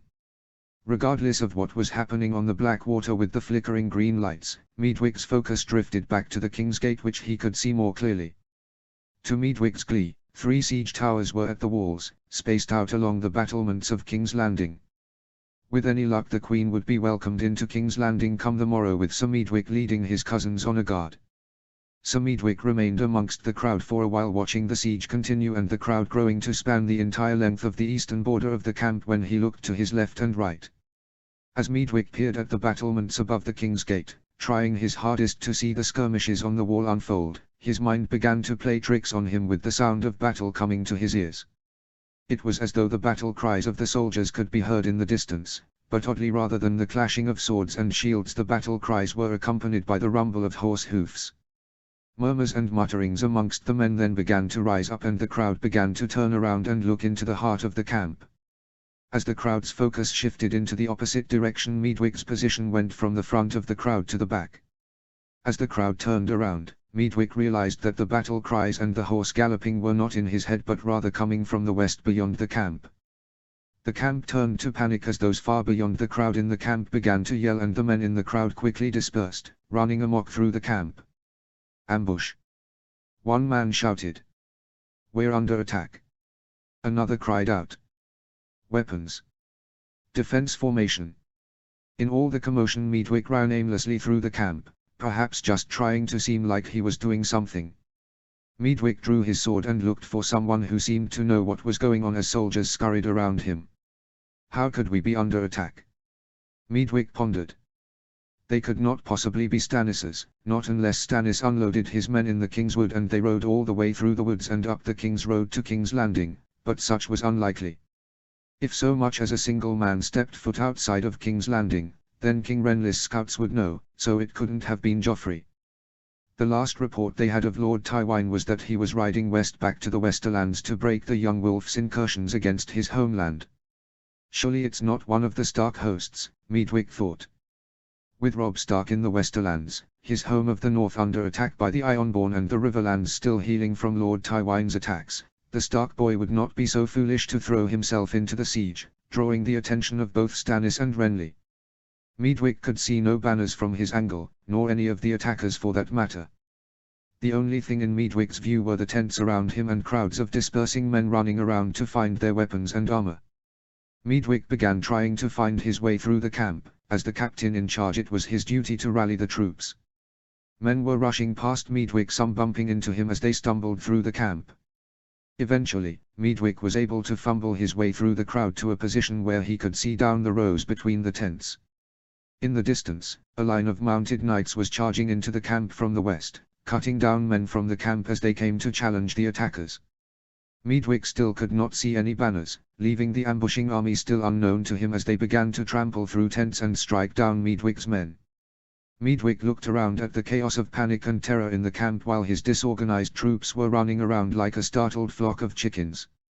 Meadwick needed to find a horse from which he could command them or a war horn to rally them against the attackers, but he found nothing. Form ranks. Assemble. To me, men. To me. Meadwick shouted, trying to bring his men into order, or perhaps just trying to act like he was in control rather than aimlessly wandering around without any idea of what to do. Tents were being set ablaze as the enemy cavalry rode through the rows of the camp, and the screams of death echoed out through the chaos as more of Meadwick's men were slain. An enemy rider with a lance almost trampled Meadwick, but he stumbled back out of danger at the last moment. Another rider, a mounted knight, came yelling and swinging his sword, and Meadwick clashed blades with him, deflecting his strike before the rider abandoned his attack and continued, not losing the momentum of his gallop. An orange hue lit the camp as more tents were set ablaze. As Meadwick cautiously walked through the camp, swiveling his head from left to right as the battle continued around him, he finally began to see the banners of the attackers. Lefford, Cricker Hall, Marbrand, Brax, and the most common banner among them, the Golden Lion on the Field of Red. It would seem that Lord Tywine had abandoned his push to return to the Westerlands and instead chosen to return to King's Landing to save his grandson. The Kingslayer, a man shouted as Meadwick continued through the camp. Meadwick turned to where the voice had come from and saw, mounted atop a horse, Sir Jaime Lannister. The Kingslayer wore a suit of Lannister armor, though not the bright fancy golden one Medwick had seen him wear at a tourney a few years earlier. He wore a visored helm that covered his face, but what identified him was the white cloak he wore, something only the Kingslayer would wear to accommodate a Lannister suit of plate. At first, Medwick thought the man an impostor, for he knew the Kingslayer to be a prisoner of the Starks, and having had lost his sword hand to the young Stark bastard, the White Wolf, as he was called. But then Medwick saw that the rider was controlling his horse with the reins wrapped around his right forearm and no hand to speak of, and in his left hand the Kingslayer wielded a lance. Undoubtedly it was Sir Jaime, for despite using his lesser hand to fight and no hand to ride, the knight felled 3 men with his lance with little issue, though he still struggled to control his horse at times and his lance arm seemed to move awkwardly now and again. Medwick's first thought was to challenge the Kingslayer and meet him in battle, but the heavy galloping of a warhorse drew his attention. When Medwick turned his head, he saw a monstrously large black charger mounted by a man in dark heavy plate wielding a great sword galloping towards him. Medwick dove to the ground as the blade of the great sword came swinging over his head with a great whoosh, and Medwick landed in the grass and dirt, realizing that he had just survived an attack from the mountain himself. Medwick crawled forward on his belly while the battle continued around, but not as much a battle as a massacre, as his men were slaughtered without much of a fight. When Medwick looked forward he saw himself face to face with a dead Tyrell soldier, an arrow in his throat, blood trailing down his mouth and a petrified wide-eyed look of surprise on his face. Medwick closed the poor soul's eyes but did not have the time for a prayer. Medwick had never seen combat before, he was a man grown but was too young to have fought in Robert's Rebellion, he was a tourney knight through and through, unprepared for any of this. His lack of experience was why he was selected to stay in the reserve camp and protect the Queen. The Queen, he thought. Margaery was now in danger and so was his niece Eleanor, all the ladies were in danger. In that moment Medwick summoned his courage, climbed to his feet and began to make his way through the camp towards the Queen's pavilion. He dodged, ducked and parried as enemies tried to ride him down and continued on through the camp. One enemy lancer who had lost his horse came charging towards Medwick with an axe, screaming his lungs out. Medwick took him in 2 moves, one to parry his axe strike and one to slash his chest open in a diagonal swing. Later another man on foot tried to strike at Medwick, but he stepped back as the enemy's blade slashed the air in front of him, and then Medwick ran him through, driving his sword through his opponent's gut before continuing. Medwick's next kill was not as chivalrous as he would have liked, with him driving his sword through the back of an opponent's head while he was engaged with one of the camp's foot soldiers. Medwick pulled the foot soldier in close. "Go. Get word to the king. Tell him Tywin Lannister attacks us from the west," Medwick commanded. The soldier nodded and ran off, but as Medwick watched him sprinting through the rows of the camp, a mounted warhorse clashed with him from the side, trampling him dead. 7 hells, Medwick thought. He had no time to find another man to carry the message and hurried off to find the Queen. Eventually, through the chaos, Medwick found his way to the Queen's pavilion, but it was too late. Lannister riders dismounted their horses and raced in. Medithe Crane, Janna Fossoe and Megha Tyrell came running out of the pavilion, screaming in terror. Medithe and Megha were caught by the Lannister men who grappled the girls while Janna ran off with another man pursuing her. High-pitched screams came from inside the pavilion as more Lannister men ran in. "Bring them to me alive." "Unspoiled," a stern voice shouted. The voice came from a man in dark crimson plate with golden lions decorating it and an obscenely large cloak that hung over the rear of his horse. Medwick did not doubt in his mind that he was looking upon the mighty Tywin Lannister, surrounded by 3 mounted knights and a banner-bearer who carried the golden lion on a field of red. Medithe and Megha were each being held by one man while another came to tie their hands, and Medwick had no doubt the same was happening to the girls inside the tent. Medwick would not let his queen, nor his niece, nor any of them be taken without a fight. The Tyrell knight lifted his sword and charged, hoping to end Tywin Lannister and cut the head off one of the serpents that threatened his family and his king. As Medwick charged for Lord Tywin, the old lion glanced at him with an unimpressed look from beneath his lifted visor, and then something like a powerful punch hit Medwick in the chest. Medwick stopped in his tracks, the punch turned into a sharp pain, and when he looked down, he found a lance lodged in his chest. Medwick's body went weak and numb, and the pain in his chest was all he could feel. He fell back to the ground, trying to gasp for air, but blood filled his mouth and nose, drowning him from within. His head pulsated, ringing in his ears, an uncomfortable assault on his senses like a mix of the feelings of overexertion and the disembodied calm of sleep. Medwick barely managed to turn his head as things began to darken like the candles that lit the world were being extinguished. He caught a glance of Margaery being dragged out of the pavilion, her hands bound behind her back as she tried to struggle free of her two captors, gripping her by either arm. The Queen caught sight of him, surprise and horror on her face until Medwick's view was shrouded in black and red. Everything was going dark, he couldn't hear, he couldn't see, he couldn't feel, there was nothing, and Medwick drifted as though into the deepest and most relaxing sleep, the worries and the troubles of the world left behind. Chapter 39, A Necessary Deception. Chapter text. By all the gods, please let this work, Tyrion begged in the silence of his own mind as he rode back down towards Fishmonger's Square from the Street of Silk. Accompanying Tyrion was Pot, Sir Lancel, Sir Mandon Moore bearing the king's standard and seated upon a chestnut-coloured steed riding at the head of their convoy, probably scared shitless, was King Joffrey Baratheon. The ruse already seemed to be working perfectly, with the deserting and fleeing men turning and following their king down the street chanting his name with their weapons raised. Before long a trail of soldiers that were previously fleeing now gathered behind their king and trailed behind him back to the front lines. If only they knew the truth, Tyrion pondered as he continued on down the road. When Tyrion reached the battlements of the Mudgate earlier, Stannis and his men were beneath the walls, driving a heavy ram into the gates. On his way there, Tyrion had been told by a soldier of the wildfire magic that Stannis and his men had used, but by the time Tyrion arrived there, only a few men were still covered in wildfire, some only covered partially with the green flames dying fast. Tyrion was no expert in dark magic, but it seemed to him that whatever spell Stannis's Red Witch was using had run its course. However, the long-term effects of such a spell were made prevalent by Joffrey's absence. Tyrion was enraged when Sir Lancel told him that the king had fled in fear, and the men beginning to walk away from their posts or murmur amongst themselves about whether or not to flee. The soldiers needed to be rallied against Stannis's men. Tyrion could not do it given his short stature, both in height and military reputation. The Hound was occupied with the skirmishes atop the walls of the King's Gate, visible from Tyrion's vantage point, so the only alternative was to retrieve the king. The solar of the brothel Joffrey resided in was not far from the Mudgate, and so Tyrion rode fast with Sir Mandon, Pot, Lancel and Tyok to retrieve their fearless leader. Lancel had said that Joff planned to flee back to the Red Keep at his mother's behest, but with any luck, Tyrion would be able to catch him and bring him back to the front. As Tyrion furiously climbed the steps of the brothel to reach the top floor, he contemplated whether or not he'd be the one to kill Joffrey before Stannis or Renly had the chance. When Tyrion pushed the doors of Joffrey's room open, he thought he'd find Joffrey shaking on a corner sucking on his thumb, his cheeks ready for Tyrion to strike them, but the room was dark and empty. No Joffrey, no Kingsguard, nothing but Joff's ridiculous suit of armor sitting on a display stand. It was too late, Joffrey had fled.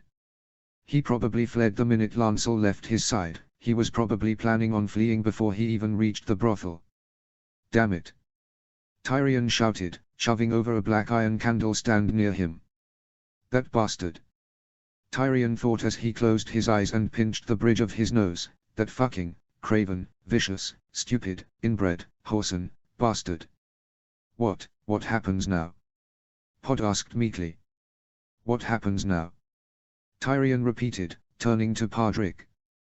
What happens now is we're fucked. It's over. The men will flee, Stannis and Renly take the city and kill each other in the streets, and the rest of us while we're at it. We're on the Street of Silk, Podrick, find a whore and fuck her while you've got the chance, since we'll all be dead by the morrow. It took a moment for Tyrion to realize his blunder as he saw tears well up in the poor squire's eyes and his chin begin to quiver. Dear loyal Podrick was not but 3 and 10, and in his darkest moment Tyrion had been so needlessly cruel and harsh with him. Forgive me, Pod. I spoke brashly, Tyrion said as gently as he could. There has to be something we can do, said Lancel, but Tyrion shook his head. Nothing that I can think of. The only person the men would follow against Stannis now is on his way back to the Red Keep to have one last suckling on his mother's tits. So unless you can bring him back here, or better yet make another one, then we are. At that moment Tyrion had a thought, a devious thought, a clever thought, a stupid thought and a ridiculous thought. While Tyrion was unsure whether to classify this thought as madness or brilliance, it was the only one he had. As those assembled in the solar waited anxiously for Tyrion to continue speaking, the hand of the king let his eyes drift to Joffrey's suit of armor and then to cousin Tyok. The same age as Joffrey, roughly the same height, the same golden curly hair, jaw maybe a little bit broader, but essentially he could pass for Joffrey.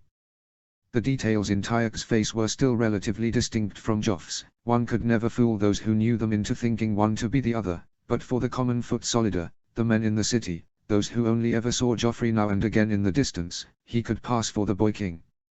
It was late in the night and the streets were dark, and Joffrey's distracting helm, while visorless, would do enough to conceal Tyok's face. Even if it was a lost cause and a fool's hope, it was better than nothing.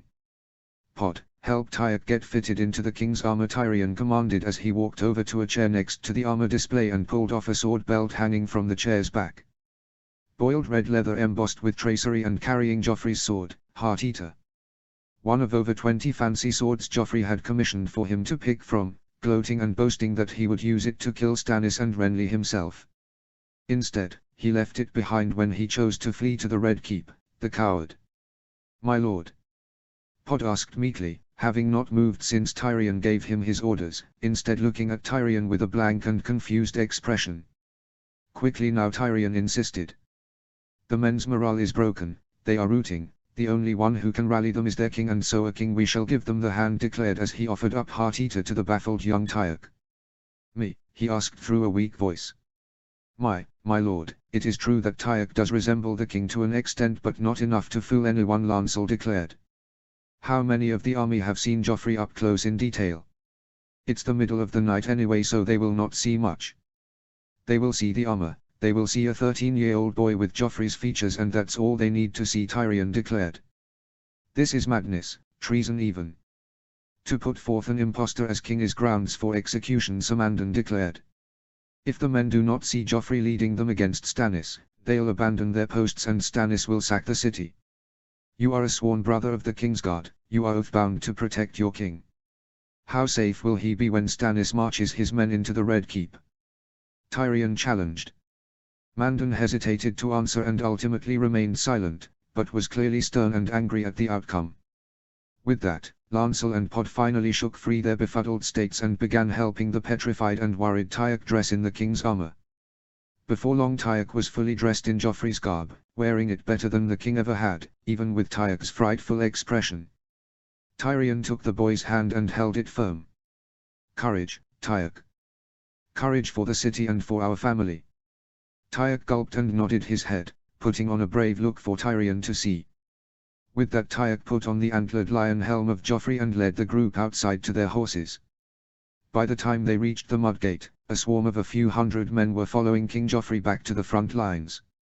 When they arrived, a knight came rushing towards Tyok shouting, "Your Grace," but Tyok did not realize the knight was talking to him until Tyrion nudged him. "Yes, speak," said Tyok, doing his best impersonation of Joffrey. "The last of Stannis's wildfire spell has worn off, but now their force is ramming us and we cannot hold out much longer," the knight explained, pointing to the Mudgate from which the loud thump of a battering ram echoed out now and again. "The ram is at the gates, we need to disperse them," Tyok uttered to Tyrion, leaning towards his cousin from atop his horse. "We lead them out the Sally Gate to the side, flank them while they are focused on the main gate." "Give the command," Tyrion suggested in a hushed tone. Tyok nodded. "Men," he shouted, gathering the attention of the soldiers. "Men. To me. Form up. We shall push out the Sally Gate and flank Stannis's men." Tyok shouted, sounding like the warrior boy king that Joff pretended to be. The men raised their shields and weapons in the air and shouted praises to their king Joffrey. Tyrion unsheathed his axe and raised it high. "Archers!" Tyrion shouted, waving his axe in the air, drawing the attention of the men on the battlements above the gates. "Give them everything you have to give. Pour boiling oil if you have any left. If you run out of munitions, throw your bows and daggers at them. Throw your helmets and loose bricks from the walls if you have to. I want Stannis and his men distracted and holding their shields above their heads when we hit them from the sides." Tyrion commanded. "Yes, Lord," the lead archer responded. Tyok then unsheathed Heart Eater and trotted towards the Sally Gate with Tyrion, Lancel, Samandon and all the rest following behind. A new knighted Lannister squire, not but 3 and 10, the only son of mighty Tywin's second brother Tijet, now leading the forces of King's Landing against Stannis under the guise of a king. As Tyrion followed his cousin through the dark tunnel of the Sally Gate, he pondered if this was his best scheme or his worst. When they came out the other side of the Sally Gate, the green hue of the wildfire on the black water was beginning to die, but it was still there. As commanded, the archers above the gate were raining down everything they had, causing Stannis's men to crowd together with their shields above their heads to block the rain of arrows, rocks and other objects that barraged them from above. As the city's men began to form up outside the gate, a few of Stannis's men took note of the flanking force and began warning the others, and with that Tyek reared his horse, cried out with heart eater raised, and drove the steed forward with the rest of the city's forces following Tyek forward. The city forces enveloped Stannis in a mighty charge, with their opponents' lines left surprised and in disarray as they were struck by the oncoming attack. Tyrion slashed his axe, once killing a man, then another and then another. Their wide-eyed looks of surprise as they saw the imp coming remained in his mind after he had slain them. The war shrank to the size of his eye-slit of Tyrion's helm. Knights twice his size fled from him or stood and died. They seemed little things, and fearful. "Lannister," he shouted, slaying. His arm was red to the elbow, glistening in the light of the river. When his horse reared again, he shook his axe at the stars and heard them call out, "Halfman! Halfman!" Tyrion felt drunk. Tyrion had seen a lot of battle since the siege began, with Renly's men making it to the walls on their siege towers, but those skirmishes always left Tyrion feeling tired and fatigued. This, however, was different. The battle fever. He had never thought to experience it himself, though Jaime had told him of it often enough. How time seemed to blur and slow and even stop, how the past and the future vanished until there was nothing but the instant, how fear fled, and thought fled, and even your body.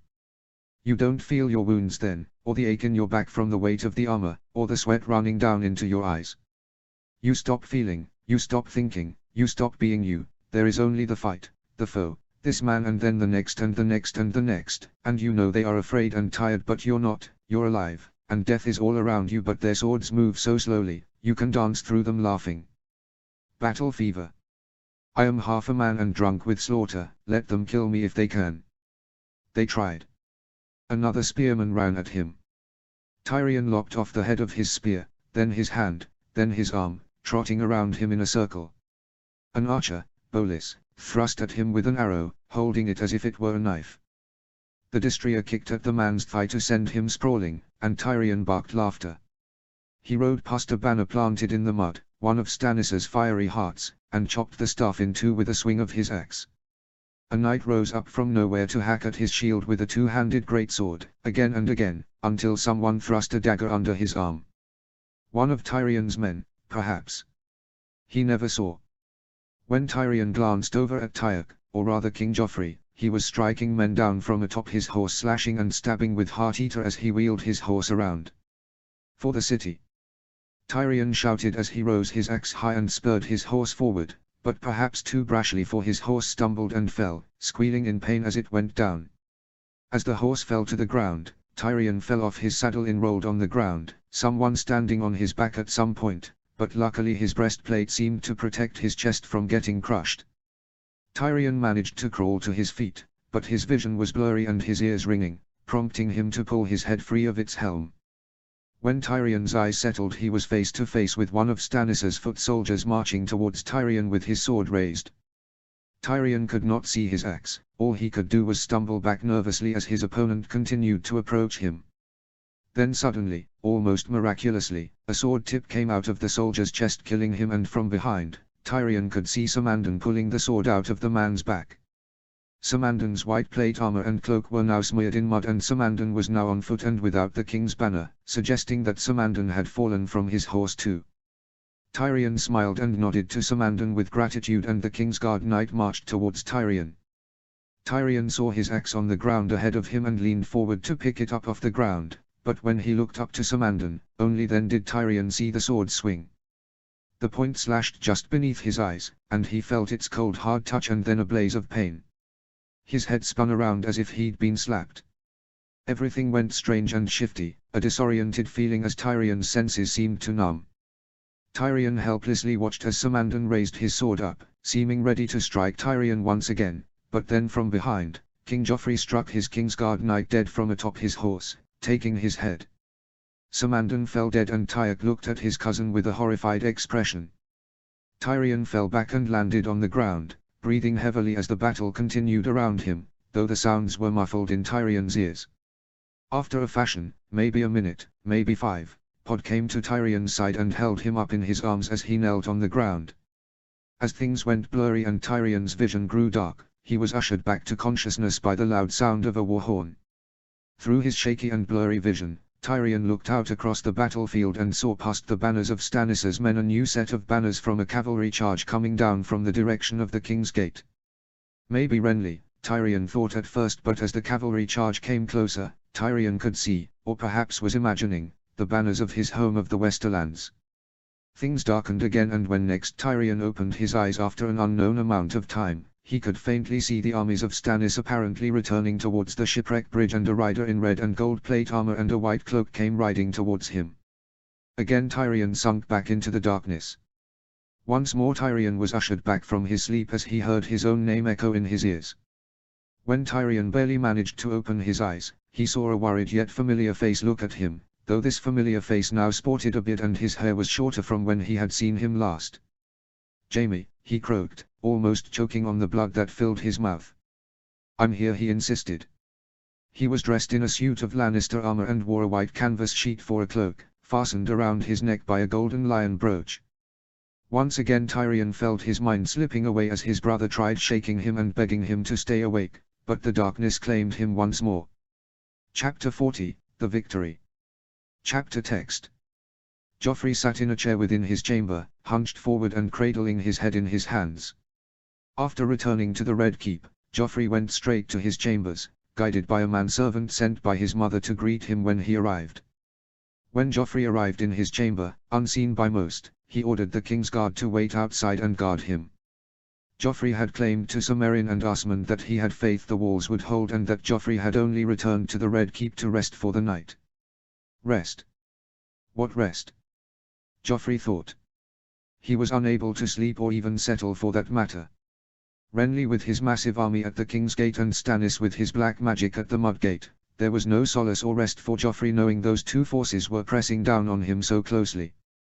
The suspense and terror were gnawing at Joffrey, causing him to shake, fidget and take deep rapid breaths as he paced around the room. He'd been to his privy twice to elevate himself and had also tried drinking a goblet of strong wine to calm his nerves. A man's true source of courage, Joffrey's father had once dubbed strong wine, and courage was what Joffrey desperately needed. Joffrey tried to drink down a goblet, but Joffrey was not used to drinking wine so potent, and the anxieties that caused his stomach to twist and turn rejected the dark red liquid, and Joffrey ended up vomiting it back into the brass pitcher from which he had poured it. The image of Joffrey's uncle Stannis haunted him, a dark antlered figure smothered in green flames marching forward with a drawn sword with his flaming army following him, like the Lord of the Seven Hells and his hordes of demons come to take Joffrey's soul. Joffrey glanced over to the door of his chamber, wondering if the burning stag would soon be on the other side of it, come to kill Joffrey and steal his kingdoms. After a few hours of sitting in his chamber, waiting, the noise came from outside the window of his chamber. At first, Joffrey thought it a deep hissing sound like a prolonged exhale of air in Joffrey's ears, but quickly the king realized that it was the muffled chorus of 1,000 voices crying out, the kind he had heard from the battlefield when they skirmished with Renly's troops outside the walls. An aching pain went straight to Joffrey's heart, a choking lump developed in his throat and his body suddenly felt cold. The cries of battle, Joffrey thought. They've breached the city. Joffrey would not dare look out the window to see who had made it into the city, he was too petrified. Eventually, Joffrey mustered the courage to go to the door, and without opening it he gave his Kingsguard a command. Sir Meryn, Sir Osmond. Seal off Maegor's Hold fast, raise the drawbridge and garrison our remaining men around it. Joffrey commanded. Your Grace, should we not do as I command? Joffrey screamed through a breaking voice as he banged his hand on the door, tired of insolence and second-guessing from all those around him. As the Kingsguard knights marched off, tears began to well up in Joffrey's eyes and roll down his face. Despite his best efforts to control himself, Joffrey began to cry, tears and snot exuding from his face as he sobbed, whimpered and squealed. I'm going to die, Joffrey thought. I'm going to die. I will die. I'll die and there is nothing I can do to stop it. Stannis is coming to kill me and I'm going to die. Joffrey continued to sob through his grim and haunting thoughts, sitting on the ground by a pillar in his room with his legs curled up in his arms and his face buried in his knees as he continued to cry. Joffrey wanted his mother, his father, his uncle Jaime, his grandfather, his dog Clegane, and anyone to come and save him, but he knew they wouldn't. After a period of sobbing and waiting helplessly for his demise, Joffrey settled only to be startled by the sound of many heavy footsteps echoing from outside his door. They've breached Maegor's, Joffrey thought to himself in terror. Joffrey stood from his position behind the pillar, shivering and flushed. Joffrey reached for his sword to defend himself but only grabbed at the air near his hip. When Joffrey looked down he realized he was without his sword belt and remembered that he had left Heart-Eater in the Solar on the Street of Silk when he fled for the keep. Joffrey frantically looked around his chamber for some kind of way out, desperate to survive, but there was nothing. As the footsteps outside his door grew louder, Joffrey scurried over to his bed, crawling underneath to hide himself. The door to Joffrey's chamber swung open violently, causing Joffrey to freeze, petrified in place and breathing ever so subtly as his heart thumped violently in his chest and his ears rang. A part of him even felt he was about to pass out. "Where is he?" a deep stern voice asked, a voice Joffrey recognized, but not one that sounded particularly like Stannis's however similar. Though Joffrey knew it had to be Stannis, who else could it be? He was right here my lord, I swear it," Sumerian said. Traitor, Joffrey thought, how could you? No wonder Joffrey did not hear any fighting from within the holdfast. Sumerian had turned to Stannis's side. "Fan out and look for him," another familiar voice commanded, but in his panic, Joffrey could not place who it came from. "No need," declared the deep voice that Joffrey presumed to be Stannis's. The clinking steps of armored footwear slowly drew nearer to Joffrey and after a pause of silence, a pair of hands gripped around Joffrey's legs. In a moment of shock, Joffrey was pulled out from beneath his own bed. "No! No! No!" Joffrey screamed as he clawed at the stone floor, trying to keep himself from being pulled out. Dragged out from the dark beneath his bed into the light of torches, braziers and candles that illuminated his chamber, Joffrey began to cry again as he lay on the stone floor. "Pull please. You Uncle Stannis. Mercy Uncle. It's me. It's Joffrey. You wouldn't kill your own nephew." Joffrey begged as he sobbed. "Get up," the cold and stern voice commanded in a quiet but aggressive voice. I'll leave Westeros. I'll never come back. Just please have mercy on me," Joffrey wailed, too terrified to even look upon his uncle as he lay on the floor, terrified he'd see the green flaming stag come to kill him. "Get up," the voice commanded once more as a pair of hands seized Joffrey by the arms and pulled him to his feet. Joffrey opened his eyes as he was dragged to his feet and looked upon the man who had seized him, but to Joffrey's shock and relief, it was not Stannis. The king now recognized the deep voice that he had assumed was Stannis's. Standing in front of Joffrey dressed in an ornate suit of crimson and gold plate with lions and starbursts decorating it was Joffrey's grandfather, the mighty Lord Tywine. Sweat beads were upon his hairless scalp, a faint dried spray of blood on his cheek and dirt and blood covering his armor. "Our grandfather." Joffrey sniffled as he looked at the angry and stern eyes of Mother's father.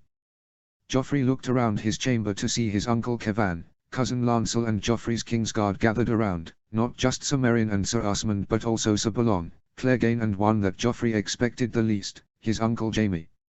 Sir Jaime now sported a beard and his hair was cut shorter, he dressed in Lannister armor, less decorative than his old suit, a long white canvas cloth for a cloak held in place by a lion brooch, clearly makeshift in comparison to the other white cloaks and a stump where his sword hand used to be. "Uncle Jaime?" Joffrey asked, wishing to know if his eyes did not deceive him. Jaime nodded his head solemnly but seemed to struggle to make eye contact with the king, as did most in the room. "Your uncle escaped Riverrun and joined us on the march back here," Tywine declared. I thought you were in the Westerlands," said Joffrey. "That was the intent, but we were routed at the Red Fork by the Riverlords while the Northmen took Harrenhal after we left, so we returned to the capital to help break the siege." Tywine answered all of his grandson's questions but did so in a very angry and hostile tone and his expression was clearly very angry with Joffrey. Lord Tywine studied his grandson's face, holding his glowering expression, and he reached his gauntlet hand forward and dabbed his fingers under Joffrey's right eye before examining the fingers that had touched Joffrey's face. "Tears," said Tywine in a reviled tone. "If any in the castle ask, you will tell them these tears are for your uncle Tyrion."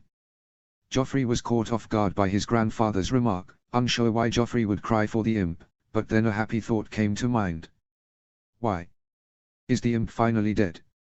Joffrey asked, a smile curling on his face. In fury, Tywine grabbed Joffrey by his doublet and shook him, causing Joffrey to yelp. "Your uncle was wounded in battle while defending this city." "But you already knew that after all, you were there," Tywine explained as he turned his head. In confusion Joffrey followed his grandfather's gaze to see, standing amongst Sir Kevan, Sir Lancel and the King's Guard was someone dressed in Joffrey's black and gold plate armor detailed with lion and stag imagery.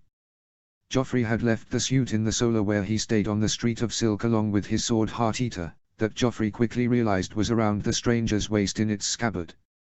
The impostor was of similar height to Joffrey, and the face inside the maw of the battle helm, while hard to see from the shadows cast from the helm, did resemble Joffrey in his features. The impostor removed his helm and revealed himself to be cousin Tyarch, dressed as though he were the king. "Tyarch. What is he doing in my armor?" Joffrey asked in a scolding manner, disgusted by Tyarch's audacity. "Saving your reputation, your dignity, your city and your life," Tywine snapped to Joffrey rather than Tyarch, causing the king to recoil in fear. "I will say this once and then you are all sworn to silence," Tywine announced to all in the room. "When you fled in fear from the battlefield, like a coward," he began, his words making Joffrey feel small and weak. "The men saw your weakness as a sign of defeat. They began to waver and abandon their posts while Stannis was at the gates. Your uncle went to fetch you from your hiding spot to rally the troops, but you had already fled for the castle. In his quick thinking, your uncle had Tyarch dress as though he was you and lead the countercharge against Stannis." Joffrey looked to the window of his chambers where he could still hear the hissing sound of screams outside. "But I heard screaming. I can hear it still," Joffrey pointed out. Tywine glanced to the window and back at Joffrey. "Scream. Those are cheers, boy," Tywine corrected. "The city is celebrating your victory over the rebel kings." "Does that mean my traitor uncles are dead?" Tywine grunted in displeasure. "Alas, no. Renly's force broke and retreated south when our force attacked from the rear. Rather than pursue, my host continued on to the Mudgate to break Stannis' assault. Stannis however retreated with the remainder of his men and were ferried away by his remaining ships in the Blackwater." Joffrey was disappointed and wished to scold his grandfather for not doing a better job of killing the traitor kings, but was too scared for fear his grandfather might beat him if he spoke up. "As for your loyal uncle Tyrion, he was betrayed by Samandon Moore, who turned on him and tried to kill him. He wounded your uncle, but luckily you came along and struck Samandon dead for his treason." Joffrey took a second to string his grandfather's words together before looking again to Tyarch. "You killed Samandon?" Joffrey asked disbelievingly as he sized up Tyarch. "No. You killed Samandon," Tywine corrected, shaking the king by the shoulders. Lord Tywine raised a finger and pointed to Joffrey. "You led the city's defense in a charge against Stannis' army through the Sally Gate. You struck down Samandon after his treason in the midst of battle. You rode at the head of the army as we returned to the Red Keep." "Not Tyarch, you." Joffrey gulped as he contemplated the seriousness of his grandfather's words. "When you saw Stannis at the gates, you left the walls to quickly pray to the Seven for courage before leading your army in battle. You also sent young Tyarch here back to the Red Keep to protect your mother in case you were slain in battle. No one will ever say that you hid under your bed, crying like a newborn babe while other men fought your war for you, because that did not happen." Tywine then examined Joffrey's sullen face and exhaled. "Come here," he said softly, pulling Joffrey in by the shoulder. Joffrey first thought his grandfather meant to hug him, but then Tywine held Joffrey in place, dragged his fingers covered by the leather glove of his gauntlet across his pauldron covered in dirt and blood, and then began to wipe it on Joffrey's face. "What are you doing?" Joffrey asked as he squirmed and tried to push his grandfather's hands away, but Tywine violently shook Joffrey once more.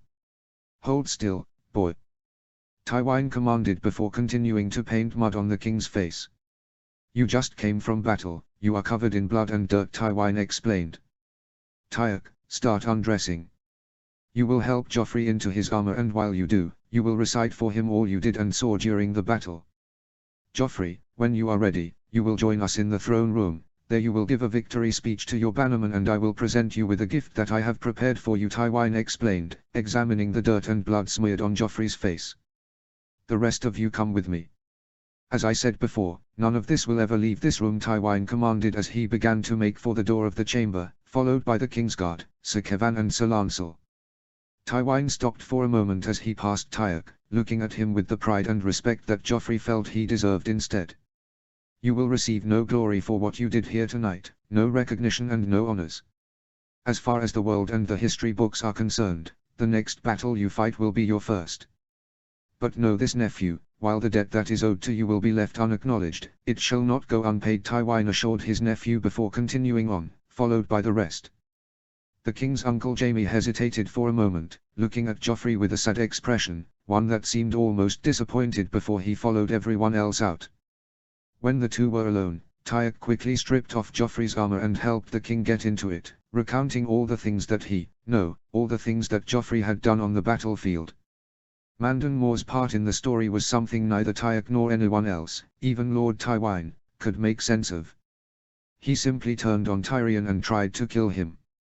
Lord Tywin had speculated he'd lost his wit in battle, been possessed by the dark magic of Stannis's witch, or had been spying for Renly or Stannis from the beginning. Joffrey wasn't sure what the answer was, but he knew that Mandon's attack on Tyrion wasn't at Joffrey's request, though he didn't mind what Sir Mandon did one bit. At Tyok's suggestion, Joffrey dipped his hands in a jug of water and ran it through his hair to make his golden locks seem damp from wearing the helm. By the time Tyok recounted their return to Joffrey's chamber, he fitted the king's helm upon his head. And with that, Joffrey was now the young warrior king that protected the city, and no one would ever say otherwise. Joffrey then proceeded to march out of his chamber with Tyok following behind. Waiting for Joffrey outside was the Hound, covered in dirt and blood just as Joffrey was. "I'm here to escort you to the throne room," Your Grace, Clegane explained with a huff. "Of course, lead on, dog," Joffrey said with confidence, having shed his fear from earlier. "Not you," Clegane stated, motioning to Tyok. "Lord Tywin doesn't want you to accompany us to the throne room. Wash up, change your clothes into something clean, and then go attend to Lord Tyrion," the Hound explained. Tyok nodded, bowed to the king and went off. It was probably for the best. If the men saw Tyok so soon after the battle, they might have mistaken him for Joffrey. The Hound then led Joffrey out of Maegor's Holdfast, through the Red Keep and into the throne room, where a great crowd of knights, lords and goldcloaks were gathered, drinking from ale horns, singing and cheering. When they caught sight of the king, they called his name and cried out in adoration. Joffrey pulled off his helm, acting as though it were the first time he'd taken it off since returning from the battle, and tucked it under his armpit. With his free hand, he raised it high and waved to his admiring army. At the end of the hall, his Kingsguard knights, Sir Kevan, his grandfather and his mother waited for him at the foot of the Iron Throne. The Queen Mother seemed in a sorry state, stumbling and struggling to stay balanced and giggling foolishly. She tried to lean on her brother, Sir Jaime, but he remained at attention, with his eyes on the king, and seemed to be ignoring his sister in her disorderly state. It seemed that Cersei had lost her nerve in the siege and drank too much wine. Lord Tywin yanked her back and gripped her by the arm, trying to keep her from making a fool of herself. "My son," she said joyfully as Joffrey approached, shaking free of her father's grasp and embracing him, kissing his cheeks. "Oh, my dear brave boy. You defended the city and sent your traitor uncles fleeing in terror." Joffrey smiled and nodded. "A victory not just for me, mother, but for us all." Joffrey cheered as he turned to face the crowd of his loyal followers who roared Joffrey's glory in response. "My friends. My loyal followers. Rejoice and take pride. For together we have triumphed over my treasonous usurper uncles who dared to try and steal my throne." Once again the men cheered at Joffrey's words. "All of you here have proven your honor and loyalty. For you have stood by me while the cowards, traitors and wretches of the realm have abandoned me for those petty usurpers. You fought bravely here tonight, and I know you will fight bravely again in the future when we hunt down and wipe out our enemies. My elder uncle, the demon-consorting apostate, is not safe from us. My younger uncle, the vain and ambitious thief, is not safe from us. The island-dwelling marauder king, who stinks of sea salt and dresses in fishing nets, is not safe from us, and lastly, the northern barbarian and his tree-worshipping heathen followers are not safe from us. Once again the crowd was overjoyed by Joffrey's words. When the history of my house is written, when the Maesters chronicle the great dynasty of House Baratheon, mightier than the Targaryens themselves, they will speak of how the rebel kings trembled and fled when the great King Joffrey raised his sword, he announced, drawing and raising Heart-Eater. The climax of excitement in Joffrey's army filled the room as they began chanting his name to the rafters of the great hall. When the crowd was a bit more settled, Lord Tywine stepped forward. In honor of your victory against the two rebel kings, I have prepared a gift for you, your grace, Tywine declared, loud enough for all in the hall to hear. The Lord of Casterly Rock then raised his hand and made a signal, and men standing at attention at the entrance nodded and left the hall. When we arrived on the outskirts beyond the city, we came across a secondary camp of King Renly's army. A refuge for the wounded and the reserves beyond the line of fire of the siege, Tywine began to explain. We cut through the camp easily enough, decimating Renly's reserves before pressing on to flatten his siege line while he and most of his men were occupied at the walls. But first, we found a rare treasure that Renly kept safely tucked away in the camp. One that he will miss very dearly. A few laughters and chuckles arose from the men in the hall, clearly knowing what Lord Tywine was speaking of. Soon after, the men who had left returned to the hall leading a white horse by the reins. Mounted on the horse sitting side Isidore was a young girl, a little older than Joffrey, with softly curling brown hair and large brown eyes and a very beautiful face from afar. She dressed in an emerald green dress adorned with golden floral patterns, and perched upon her head was a golden crown. What Joffrey also noticed was that the girl's hands were behind her back and something was wrapped around her mouth. Men laughed, sneered, whistled and mocked the girl as she was paraded down the middle of the hall towards the throne. As the girl was brought closer, Joffrey could see in detail the beauty of the girl's face, though the cloth gag between her lips distracted him from it. Joffrey also noticed that splattered on her dress were stains of brown and red, not like blood but rather like tomatoes and mud had been flung at her. Joffrey could also see that her hair was a bit unkempt with bits of lettuce or cabbage tangled into some strands and her crown unevenly seated upon her head. Your Grace, allow me to introduce the self-proclaimed Queen Margaery Tyrell, wife of your traitor uncle Renly, Tywine introduced. As you can see, the people of the city already made their stance on her clear, Lord Tywine explained, gesturing to the stains of rotten food that had been thrown at her, probably as she was brought into the city past the crowds. Bring her down from there, Joffrey commanded. One of the men grabbed the Lady Margaery by the waist and pulled her down from the saddle, leaning her over his shoulder and carrying her to the king. On the way the soldier gave the young lady a soft slap on the behind, with men laughing and cheering as it happened. When Lady Margaery's feet touched the ground and the soldier let go of her, she stumbled and fell to her knees. No one in the hall was sympathetic to her. So this is the traitor Renly's bride, Joffrey acknowledged as he stood over the girl and looked down on her. Lady Margaery raised her eyes to Joffrey and scowled at him. Her eyes were dry and no tear lines streaked her face. She had not cried and did not look scared, but rather defiantly angry. Joffrey was upset a great deal by that, as he thought back to the state he was in when his grandfather pulled him out from under the bed. How could a girl be more fierce than Joffrey? Joffrey raised his hand to strike her to see if he could force the girl to cry, but he knew that would not look good in front of his men, so instead he took the girl by the chin. Why aren't you a pretty little thing? Joffrey chided as the girl shook her head free of Joffrey's grasp. This is a fine gift indeed, grandfather. Thank you, said Joffrey, turning to Lord Tywine. One of several. Most of the girl's retinue of high-born ladies-in-waiting were captured along with her, and several knights and lords from both Renly and Stannis's armies were wounded and captured in battle, Tywine explained. Joffrey's mother began to traipse towards Margaery as Joffrey stepped away from the girl. As Cersei approached, she leaned in close and glared at Margaery, studying her face, seeming to need to get very close in her drunken state. You are right, she is a pretty little thing, Cersei began, that lovely little face, beautiful eyes, long flowing hair. Cersei started to run her fingers through Margaery's locks before the girl shook Cersei's hand away with a grunt. And spirited too, Cersei said with a smile. But no more than a little girl playing dress-up. Cersei lifted Margaery's crown off her head, stood up straight and held it in her hands for a moment.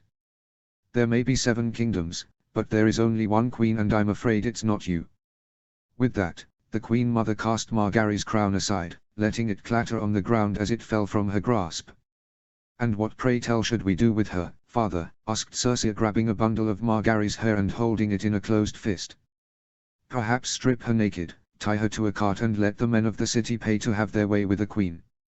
Or perhaps we will give her to Sir Gregor to make use of," Cersei suggested. Lord Tywine glowered at his daughter, unimpressed with her lack of decorum and her drunken state. "Unhand her, Cersei," Tywine commanded sternly. Cersei reluctantly complied, letting go of Margaery's hair. "I do have plans for the girl, though. We cannot expect Renly and the Tyrells to surrender to charges of treason for her sake alone, but an arrangement can be made with the use of her," Tywine began to explain. "With Stannis blockading the Blackwater, Arryns to the north of us, Tullys and Starks to the west, Tyrells and both rebel Baratheon factions to the south, we are trapped. Perhaps an envoy can be sent to Renly to ensure that the blockade of supplies on the Rosa Road is lifted and an armistice between us and Renly exists until Stannis, Stark and Greyjoy are dead." "Do you really think they will agree to that?" Jaime asked. "They have no choice. If they refuse, then Clegane can have the girl," Tywine said dismissively. Margaery's eyes widened and her eyebrows knitted in a brief expression of fear. "Take her away, put her and her companions in Maegors with the Stark girl for now," Tywine commanded his men. As Lady Margaery was dragged away, Tywine took a goblet from a squire and raised it high. "The battle is over. We have won," Tywine shouted. With that, the celebrating continued, with Joffrey raising his sword again and basking in the cheers of his people. He had won a great victory. He had fought his first battle and slain men in battle, all the while that snivelingly coward Tyok was hiding under his bed in Maegors. Better yet, hopefully, Joffrey's uncle Tyrion would succumb to his wounds and die. Altogether a great moment in Joffrey's magnificent reign. Chapter 41, The Wilting Mind. Chapter text. Hoster's chamber was dark and unlit, only faintly finding illumination in the silver hue of moonlight through his window. Lord Hoster was tired but could not bring himself to sleep in his uncomfortable state. The raspy bubbling and wheezing in his chest when he tried to breathe, the queer twisting in his rumbling stomach that made him feel hungry with starvation and yet desiring to vomit at the same time. His head felt light, he felt hot and cold, and his head ached with pain. The Maester had given Hoster milk of the poppy to calm him for the night before leaving the Lord of Riverrun to sleep. While Hoster appreciated the relief from the medicine, he was deeply concerned, for he did not know the Maester despite the level of familiarity he addressed Hoster with. "Where is Maester Kim?" he wondered. A moment later, Hoster recalled that Maester Kim had died, a year ago, or was it 2 years? In any case, old Vimen was now Riverrun's Maester. Now that Hoster thought about it, the Maester that had attended him did look a great deal like Vimen, but his beard was longer, his head of hair receded, and while Vimen had grey streaks in his white beard, the older and more wrinkled Maester's hair was white as snow. No, the Maester was perhaps a decade older than Vimen ought to be. Lord Hoster tried again to close his eyes and force himself to sleep, but his mind would not rest. Hoster did not know what was ailing him, but he knew he needed to heal fast. There was much to do and he could not leave it all to Arthur Edswain. Edmure would be no help to the steward, for he was but a boy of 12, no, 15, 17, 19. What is wrong with me? Hoster wondered, unsure how he could forget how old his own son was. Hoster exhaled and closed his eyes, trying again to sleep, but was quickly startled by the sound of a faint gentle laughter. A quiet mocking giggle from the shadows of the room. Hoster gripped the sheets of his bed, holding them tight up to his neck, his long beard getting in the way. Hoster tried to call out, commanding whoever was there to show themselves, but all that came out of his mouth were strained, stuttering, inane mutterings that could not form into words. "Look at you, Lord Hoster Tully, the great Lord Paramount of the Riverlands, war hero at the Stepstones and in Robert's War, now a desiccating old carcass clinging to life while his addled mind dissolves in his own skull," the voice mocked from the darkness of Lord Hoster's own chamber. It was as though some phantom, a ghost or demon from an old bedtime story was haunting him from the dark. "There was a time when I looked up to you, when I admired you, for so many years in my youth. I grew up thinking you such a mighty and benevolent man," the voice said. A pause of silence came and Lord Hoster began scanning the shadows of his solar for the one speaking, fearing he might jump out and attack him. Was it an assassin? Hoster wondered. An assassin sent on King Aerys' orders, perhaps. If the Asozi spider had uncovered what they were plotting and warned the Mad King, he would have wasted no time eliminating them all. As the Lord of Riverrun lay petrified in his bed, he soon recalled that Aerys was long dead, murdered by Tywin's son. It was Robert Baratheon who now sat the throne, was it? Hoster had no time to sort through his jumbled thoughts and memories, for his concerns were focused on the voice in the shadows. I spent so much time looking up to you, I never realized that all my life you looked down on me, the voice said sternly but still quiet. I thought you a second father and you thought me no more than a pet. An act of charity. A favor to my father, your old friend. You thought even keeping me was more luxury than I was owed. You enjoyed seeing me play with your daughters in the courtyards, but I was never good enough for them, was I? The voice asked. Hoster could not tell who this phantom was, yet he claimed to be some kind of discarded son of his. Hoster knew of no bastards to speak of, and the voice was of a grown man, but he claimed to be of age with Hoster's young daughters. I love Cat with all my heart, as I have always loved her. But I was never good enough for her in your eyes. You instead insisted she be wed to one of those brutish northerners and carted her off to that cold wasteland above the neck, the voice chastised. Hoster was appalled by this stranger's impunity to speak of who his daughter was to marry. It was no one but Hoster's business who Catelyn was to wed, and the Stark boy was the right choice. It had all been agreed on. Jon Arryn would foster Rickard's second son and the Baratheon lordling. Brandon Stark would marry Catelyn. Rickard's daughter would marry the young Robert Baratheon, and perhaps Lysa might wed that Elbereth Arryn boy. Jon, Rickard and Hoster knew that Aerys' mind was deteriorating, he would soon not be fit to rule. If the boy Rhaegar wished to take the throne for the good of the realm, he would need the support of the great houses. Dorne was a given for Rhaegar, but with the Vale, the North and the Riverlands behind him, young Robert would surely join them for his loyalty to the Starks and Arryns. The existence of the alliance was known only by the three of them, not their children, not Robert, and not even Rhaegar knew what they were planning should Aerys need to be deposed. They would not dare to trust the Reach or the Westerlands with such plans, for Mace was no schemer and only a fool would trust Tywin Lannister. Perhaps they would try to discuss it with the prince at Harrenhal, during the grand tourney in a few months' time. You would have married her to anyone other than me. What did I have to offer her? More importantly, what did I have to offer you? A beleaguered boy from a petty knightly house with no more than a dreary tower on one of the fingers to his name. Why would you ever consider marrying your daughter to the likes of pathetic little Petyr Baelish? Then, out of the shadows and into the moonlight cast by the windows came a figure. At first glance, Hoster thought it the Knight of the Vale whom he had befriended many years ago in the War of the Ninepenny Kings, but then he realized it was his son, Petyr, now a man grown and bearing a wicked smile. Again, Hoster realized that his mind had betrayed him and his thoughts had misled him to believe he was in a time from long ago. Last Hoster had heard, that wretched boy Baelish had weaseled his way into Robert Baratheon's court, and yet now he was in Hoster's bedchamber, daring to show his face in Riverrun after what he did. Hoster tried to yell and express his rage, but all he could do was scrunch up his face, breathing heavily, his chin quivering and his voice breaking whenever he tried to yell. Baelish smirked. Ah, so you do recognize me. Good, I was hoping we could chat, before the end. Petyr then began to pace around the solar. Forgive me for such an ominous and secretive entry into your chamber. But I'd rather no one knew I was here. The guards weren't difficult to get past unseen, but then, I do know this castle much better than they do. Baelish then reached into his belt and pulled out a small scroll of paper before sitting on the arm of a chair across from Lord Hoster's bed and looking at the scroll. I thought we might discuss the current state of the war, Hoster said, Petyr, speaking to Hoster as if they were equals. You'll be happy to know that Deepwood Motte was successfully taken by Robbs Greyjoy. Bellon's daughter and the remaining Ironborn fled the Motte and have retreated down the Sunset Sea on their last ships.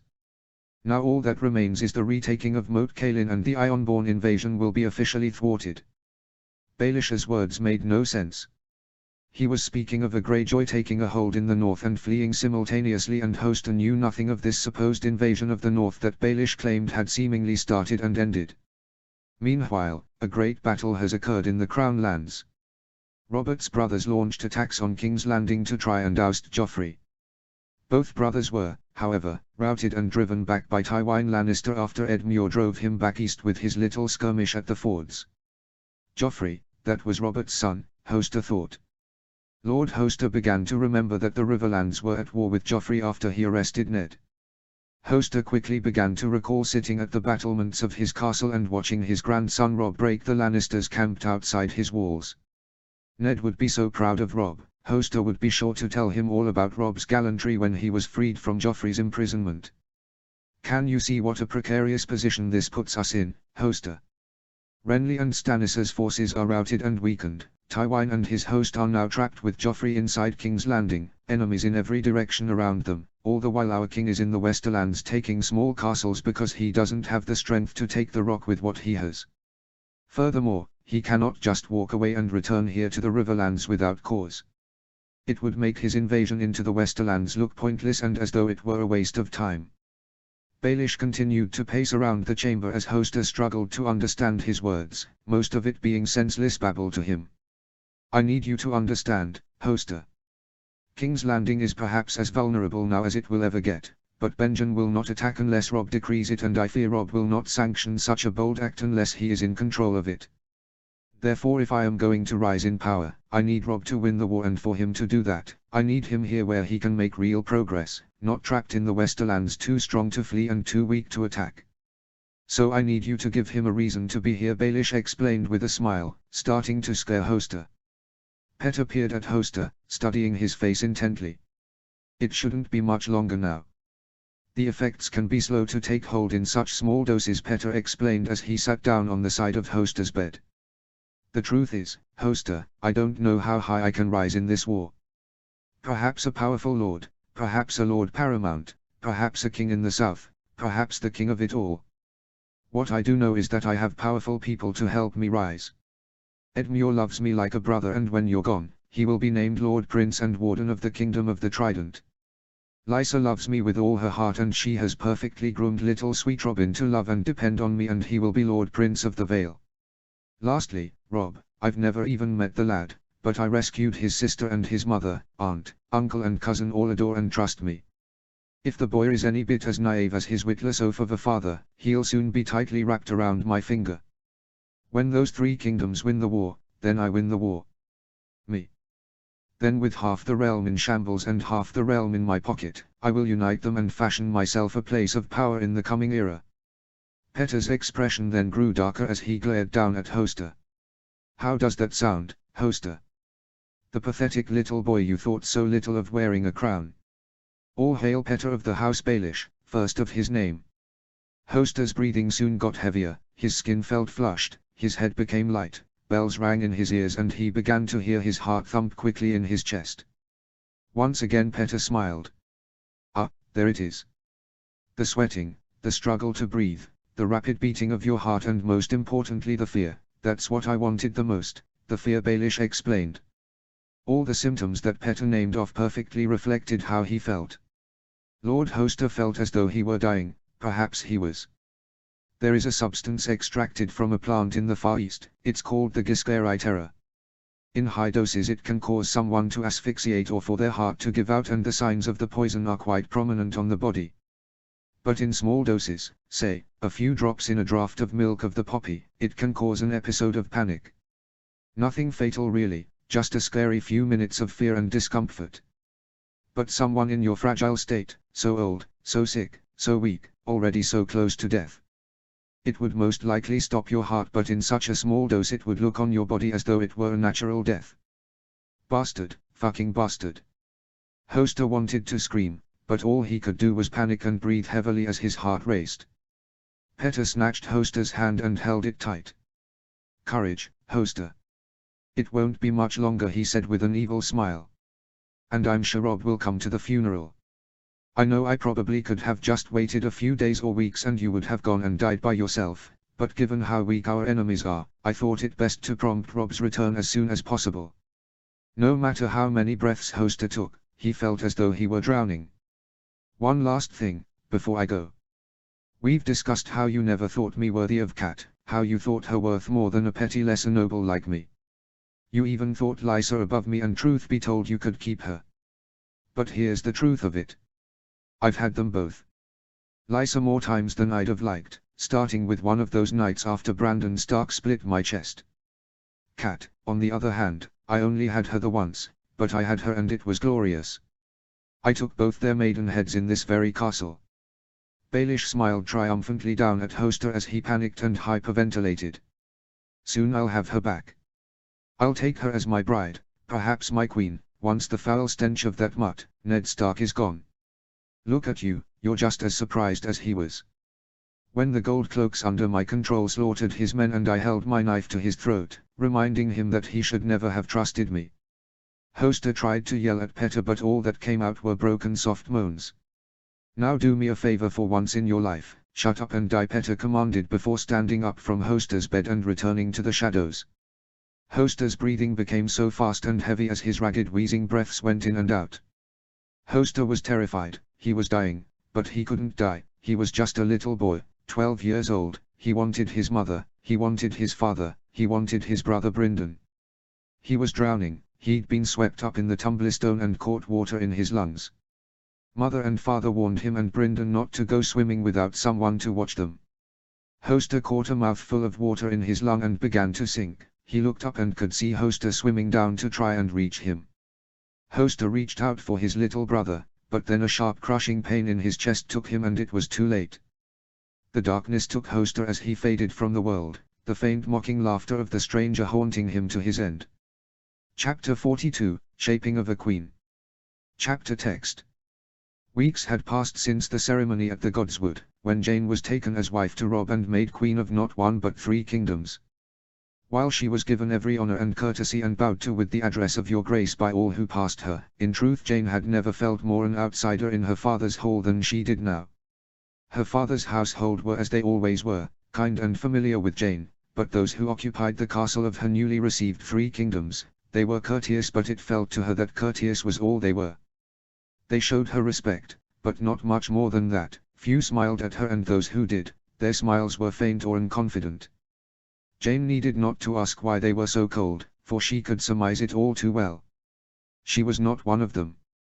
Not a single man would dare say a word against Robb's chosen bride, but she could see it in their glares and their silence. The coldness they gave off spoke louder than any words could. Jane was a Westerling, an enemy, who had swindled her way into Robb's arms by seducing him in his weakened state. At least that was what they thought of her. Though she wished they thought better of her, Jane could not begrudge them for making such judgments of her, not after all that had happened. Jane had learned Robb's side of the story in this war and needed no convincing of its validity, for she and her family knew the Lannisters, probably better than Robb and his bannermen. Jon Arryn murdered by Lannisters, the Riverlands pillaged by Lannisters, Ned Stark executed by Lannisters. Now the men of the North, the Vale and the Riverlands were to bow before one who grew up a Lannister vassal's daughter and hail her as their queen. No, she did not think less of them for disliking her. Even Grey Wind, Robb's direwolf, was close and constantly stalking her. She'd find him nearby, staring at her. Sometimes he'd pad up to her and sniff her, which made her nervous and terrified, which seemed to Jane as though he were prowling and teasing himself with a meal. Robb insisted he was just being friendly, but that did not dissuade her nervousness around the wolf. But no matter how alone or ostracized she felt from time to time, she always had Robb. Since they had wed, their connection had only gotten deeper. While they had formed a close friendship during their time together while Jane attended Robb in his wounded state, they did not admit their romantic feelings for one another until the night they first lay together. Now as husband and wife, they truly began to share their deepest truths with one another, learning to understand each other in a way that most others did not. There was a hint of restraint or hesitation between them. Neither expected nor intended their union, and it seemed as husband and wife each of them feared disappointing the other and making their partner feel like they had cleaved themselves to one whom they did not truly love. However, Jane could not feel that way about Robb, for she found nothing of him that she did not love. His feats were alluring, his flaws were cute and charming in their own way. When Master Vargano and his physicians declared Robb's healing complete, it worried her a little, for she felt he would have little time left for her, but Robb made the time and made sure she was a part of his routine as king. When Robb held court in Jane's father's hall, she always sat next to Robb. He'd even gifted her a crown.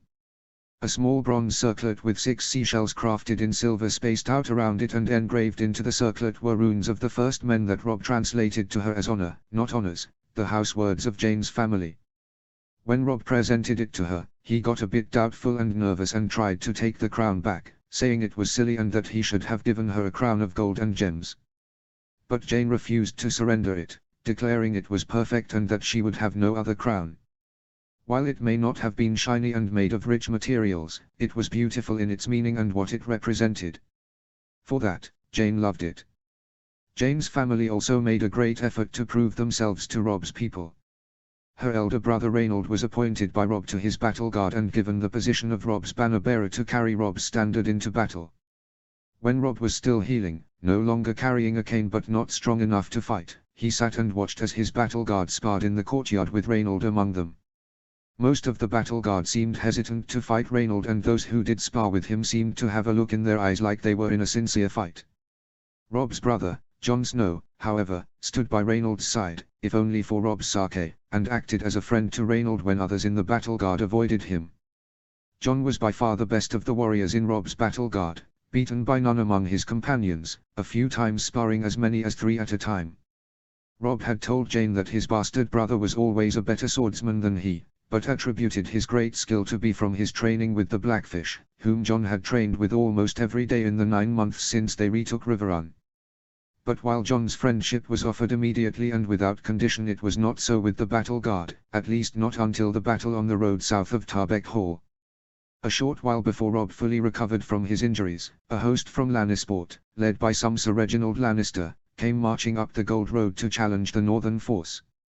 Rob could not fight, so the Blackfish led the army in his stead, with Jon commanding the battle guard in Rob's name. Rob would not have his personal standard flown in a battle he did not fight, and so instead, Reynold carried the White Wolf on a field of black when he set out for war. 2 days later, when they returned, Reynold had earned his place among Rob's men and was now respected as a brother and comrade by all of the battle guard, having fought valiantly alongside them. The victory south of Tarbeck was decisively won with very few losses on the north side. The Blackfish's strategy to draw them close to the castle and rain arrows down from Tarbeck aided in their triumph. Sir Reginald Lannister was dead, slain by Jon Snow when the two crossed one another on the field. After taking Sir Jaime's sword hand and killing 3 of Tywin Lannister's kinsmen over the course of the war, some in the army were starting to call Lord Snow by the new moniker, Leonspan. Jane's dear little brother Rolam, a boy barely 9 years old, begged and pleaded for Rob to take him on as a second squire alongside Oliver Free, calming a king could have more than one squire. Oliver and Rob instantly took a liking to little Rolam, with Oliver teaching the energetic little boy all the duties of a squire, which in truth seemed like Oliver's way of tricking Rolam into doing all his chores for him, but Rolam loved it and the two seemed to get on very well. Jane's uncle Rolf offered his services to Rob as well, keeping records of supplies, organizing rationing for the army and the Craggs household, and managing the upkeep of all those under Rob's command. Lastly, Jane's mother, Lady Sybil, was trying to aid Jane, though in a very overbearing way, insistently having Jane drink a brew of morning possets to help with fertility. Jane hated the taste and was unsure if her mother was the right person to receive fertility potions from instead of a maester or one of Master Vargono's healers, but Lady Sybil was adamant Jane drank. Things however got worse when Rob left the crag. After Rob's healing was complete, scouts arrived a few days later telling them that another Lannister host was marching up along the coast on the other side of the hills from Tarbeck Hall, twice the size of the one led by Sir Reginald. Jane was in the chamber when Rob was convening his lords and knights, though she stood behind looking over the shoulders of Rob's men as they surrounded the war map. "You'd think these fuckers would have learned their lesson after we smashed them at Tarbeck," Tormund declared. "It is strange," Sir Stephen Free agreed. "Their defeat should have made them wary, not emboldened them to try again with a larger force." "Perhaps I can shed some light on this matter," Your Grace Galbart Glover declared, drawing the attention of the room. "My men who were in charge of collecting and housing the prisoners taken at Tarbeck declared that there were rumors amongst our enemies about your injuries at the crag, with some even saying you had been slain," Galbart explained. The lords, knights and warriors exchanged looks as they pondered Galbart's words. "So you think that His Grace died storming the crag and that's why he was not at Tarbeck," the Great Jon declared. "If so, that would explain them feeling confident enough to try and break our host a second time. With Rob allegedly dead, the morale of our men would presumably be broken," the Blackfish suggested, stroking his chin. "Well then. If these Lannisters at the Rock and the Port think me dead, let them see my revenant lead the charge against them. Rally a division of our forces. "We march for Castamere and will challenge them there," Robb declared, exciting his men. Jane's heart sunk to her stomach. Robb now was marching back off to war and would presumably leave her behind at the crag.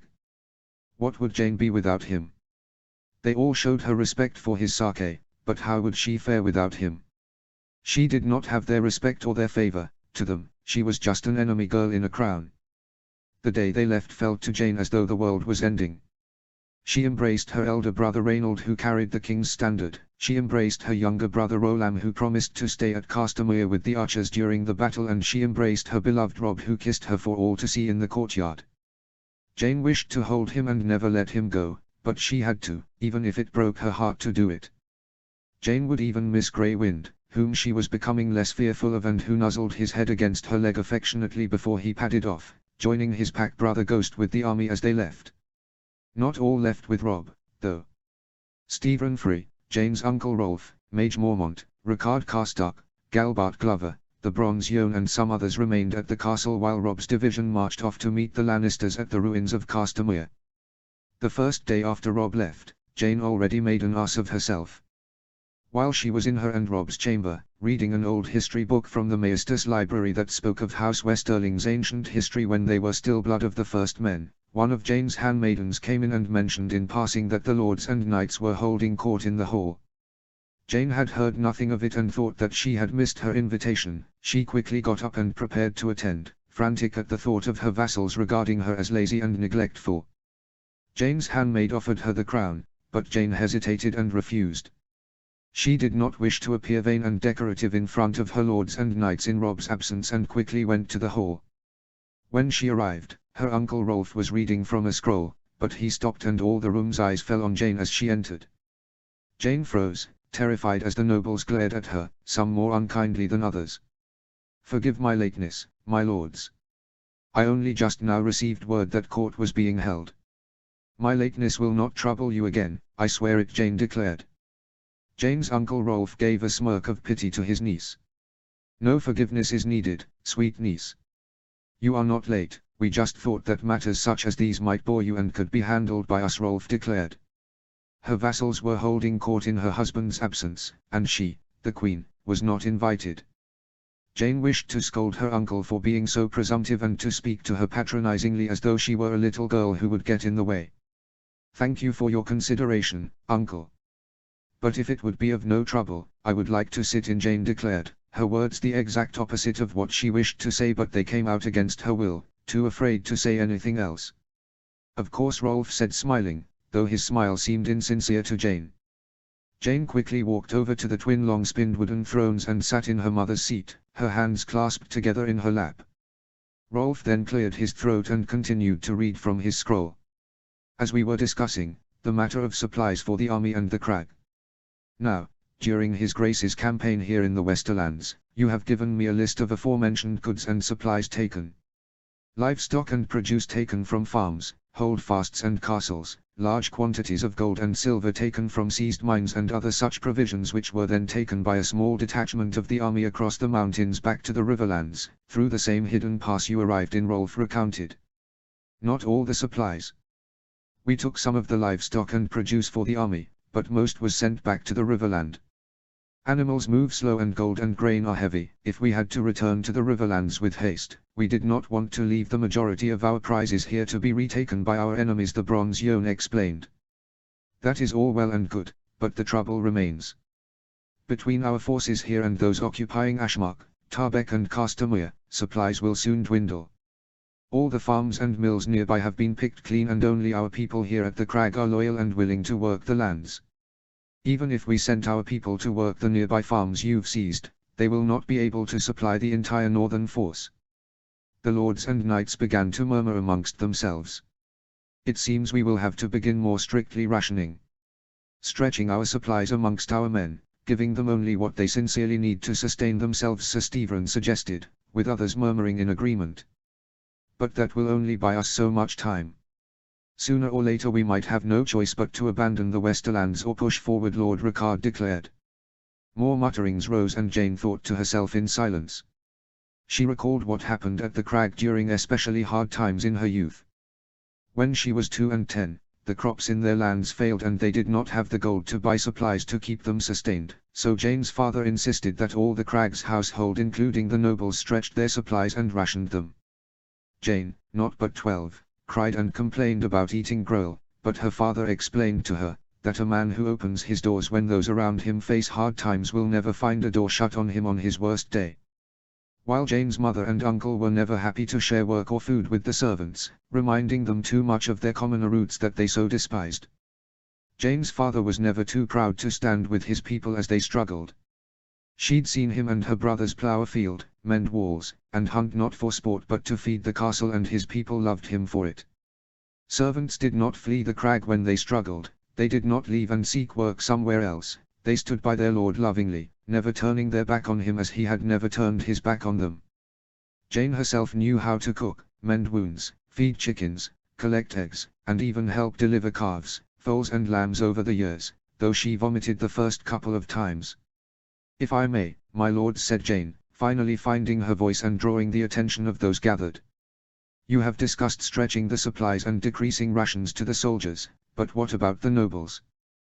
Jane asked, causing cringe and confusion amongst her husband's nobles. Jane hesitated to follow up but eventually found the courage to speak. "If we were to start restricting our rations the same as our soldiers, sharing what we would usually have to ourselves with our men and our household, we could stave off starvation longer." Jane's words were met with scoffs and judgmental looks. "You'd have us eat rations like common foot soldiers?" the Sestevran asked. "We nobles are given a great abundance of food, much of which goes to waste. If we eat more modestly and stretch our food, we can make more use of our supplies," Jane tried to explain. "Do you mean to say that we have been acting greedily in our dining, your grace?" Lord Carstark asked, a resentful expression upon his face. "No, I only meant to point out that by sharing our food we can slow the rate at which our supplies diminish," Jane declared. "Perhaps our supplies would not be so diminished had we not used so much food for an impromptu wedding feast," the Bronze Yone said accusatively to Jane. None of the men were sympathetic to Jane, who was now being blamed for the decline in food for having married Robb. Only Lady Mage seemed unimpressed with the Bronze Yone's words, but she remained silent. "Lord Royce, if you would," Jane began but was cut off by her uncle. "Jane, we all appreciate your desire to help. But perhaps you might let us discuss this matter. Such intricacies are more complex than they seem and require more mature minds to resolve them," Rolf said, belittling Jane in front of all the nobles. Jane wanted to talk back, yell at her uncle Rolf, and challenge him for speaking so insolently, but instead, Jane sunk back into her mother's throne and tucked her chin into her chest.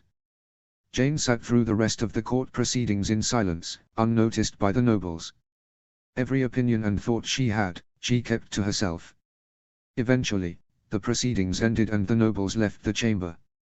Only Mage Mormont, one Northman, one Riverlord, 2 Riverland Knights and a single Vale Knight bothered to bow to Jane before leaving, the majority probably ignoring she was even there, including her own uncle. Jane sat in on the throne, huffing in dismay and drumming her fingers on the arm of the chair. Dismay and disappointment overcame her as she reflected on how pathetic and meek she had been during the court proceedings. When Jane finally mustered the strength to stand up from the throne and end her indulgence in self-pity, she exited the chamber where one of her handmaids found her. When the handmaid asked if Jane required anything, she politely asked for her cloak, for she wished to walk the grounds outside the castle. Since she was a small girl, the grounds had been a place of reprieve where she could wander, think and clear her head on long walks, but she had seldom done so since it became the campground of Robb's army. Even when she became queen she did not go there, for she feared to walk about freely so soon after being a hostage might make her look entitled to the men. But now she knew the opinions of her would be unpleasant no matter where she went, so Jane would walk the grass fields outside the crag, even if it had to be between rows of tents.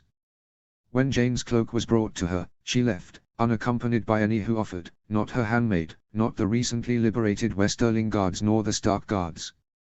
Jane exited the front gates of the castle and walked. She walked down the path out of the castle and through the camp of tents. Soldiers talking, sparring, gambling, eating, drinking, the sound of horses nickering and a blacksmith hammering away at something was on the air. Jane cordially bowed her head to any soldier who met her eyes, but seldom received a smile or a bow of sincerity, only stiff bows of obligation. Still, she could not blame them, for they knew her not, only as the daughter of an enemy, who was wedded out of duty and not because she was worthy of the crown to Rob's 3 kingdoms. Eventually, Jane's blind wandering through the camp as she pondered all that was on her mind and her unwanted place in Rob's domain, a familiar face caught her eye. Jane had ended up in the area of the camp where Master Vargano's healers set up their tents, and among them, the young girl Talisa, who had treated Rob's wounds now and again and was a close companion to Rob's brother Jon Snow. Talisa and Jane had spoken a few times when their paths crossed, sometimes in the presence of Rob and Jon, sometimes alone, and seemed to like one another well enough. Talisa was at Jane's wedding and one of the few to show sincere congratulations. That night, she danced with some of the male surgeons from her camp and with some of the lordlings in Rob's battle guard when they begged, but she only ever spared one man more than one dance, and that was with Snow. The two danced 3 times that night at Talisa's insistence, though Jon was clearly no dancer and reluctant to partake, but he was happy to be in her arms and became the envy of many young men at the wedding, for Talisa was a great beauty. When Jane approached Talisa, she was putting a small bundle of sticks into the campfire where one of her colleagues was stirring a cauldron of something, perhaps stew or perhaps some kind of potion with healing properties. "Good day, Lady Talisa," Jane greeted, recalling that Talisa was originally a noblewoman from Volantis. "Your Grace," Talisa greeted, surprise and kindness in her voice. "It's just Talisa, though, if you'd please," she quickly added. "Well then, in that case, I would have you call me Jane," she said kindly, tired of being treated with formality. "Jane," Talisa agreed with a nod. "What brings you so far from the castle?" Talisa asked, rubbing the bark of the branches off her hands. Jane shrugged, her expression a bit dull. "Just trying to clear my head." Talisa could tell from Jane's tone she was upset. "Is everything all right?" the young surgeon asked. Jane glanced back at the crag and exhaled her exhaustion. "Not really," she admitted. Talisa's eyes followed Jane's glance to the crag and she seemed to realize, or at least suspect, what troubled the Queen. Jane had not known Talisa long and not in too great an amount of detail, but in the past few weeks, she had been kind, friendly, charming and always honest and never presumptive of Jane, never judging or mistrusting. It was these qualities in Talisa that made Jane so trusting of her and wished to speak her troubles to her if it would not put the good Talisa out to lend counsel on Jane's worries. Talisa glanced around the tents, at her fellow healers and at the northern soldiers who glared in a judging manner at Jane, which Talisa did not approve of. "Would you like me to join you on your walk, Jane?" Talisa asked, seeming to offer to accompany her away from prying eyes. Jane smiled happily and nodded. "Spare me but a moment." "I'll go get my cloak," Talisa said, taking Jane's hand for a moment and holding it comfortingly before going into her tent. Talisa returned a few moments later, clipping a deep sea blue cloak around her neck. The two young girls walked through the camp together where Jane recounted how alone she felt since Rob had left and how little the nobles of the 3 kingdoms liked or respected her. "Your own uncle dismissed you in your own court?" "In front of your bannerman?" Talisa asked, astounded with disgust at Sir Rolfa's impunity. "He was no more dismissive of than any of the others," Jane admitted. I wish they could see me for who I am, not some ambitious whore of an enemy house who seduced their king to be made his consort, nor a foolish little girl to be dismissed and ignored. I want to be understood and trusted by them." Talisa began to ponder Jane's words with great thought until her face turned to an expression of dismay. "I empathize with your plight, Jane, and I am here for you in whatever capacity I can offer. But truthfully, I can think of no counsel I could offer to solve your problems. The values, traditions and customs of the people of these lands are better understood by you rather than I. In my homeland, respect is an entitlement, the rich and the nobles get to look down on all those below them, the common folk must revere the rich and the nobles but can look down at the slaves, and slaves may look down at no one and revere everyone that isn't them. An atrocious system which does not hold the responsibility and care that Rob demonstrates," Talisa explained. Jane thought on Talisa's words as they walked.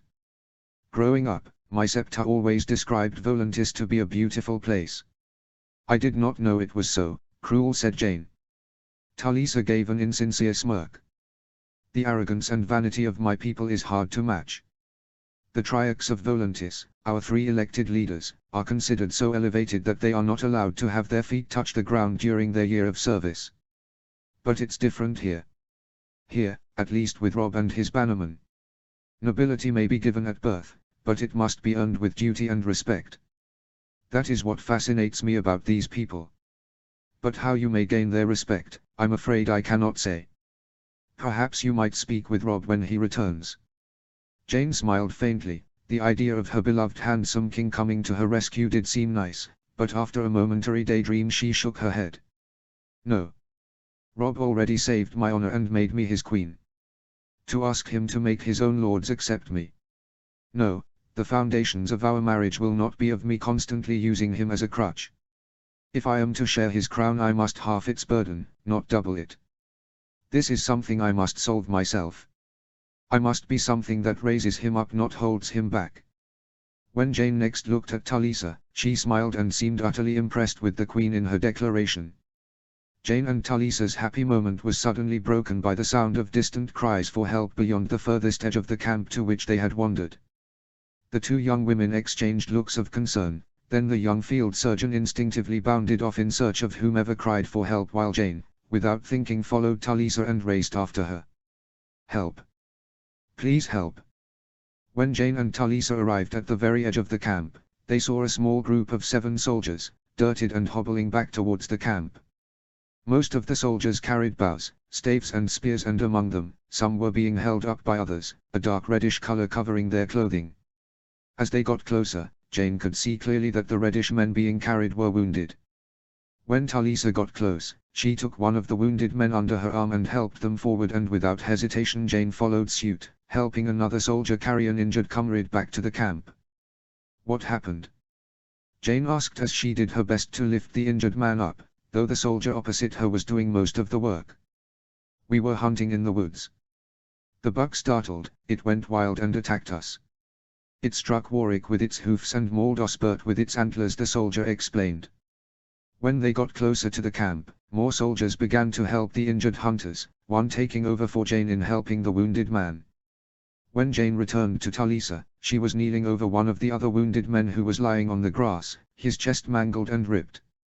You, Talisa called out to one of the soldiers. Go to the healers' tents. Tell Master Vargano what has happened and tell them to give you Talisa's satchel and bring it back here as fast as you can. Hurry. The soldier ran off immediately while Talisa continued to tend to the injured man. Jane went over to her and knelt down next to the wounded hunter. A young man of his early 20s, blood trickling down his mouth and fear in his pale blue eyes. When Jane looked down at the wounds on his chest, she saw blood pooling from the wounds on his chest, and in the upper left of his chest a snapped-off antler prong was lodged in his skin. What can I do?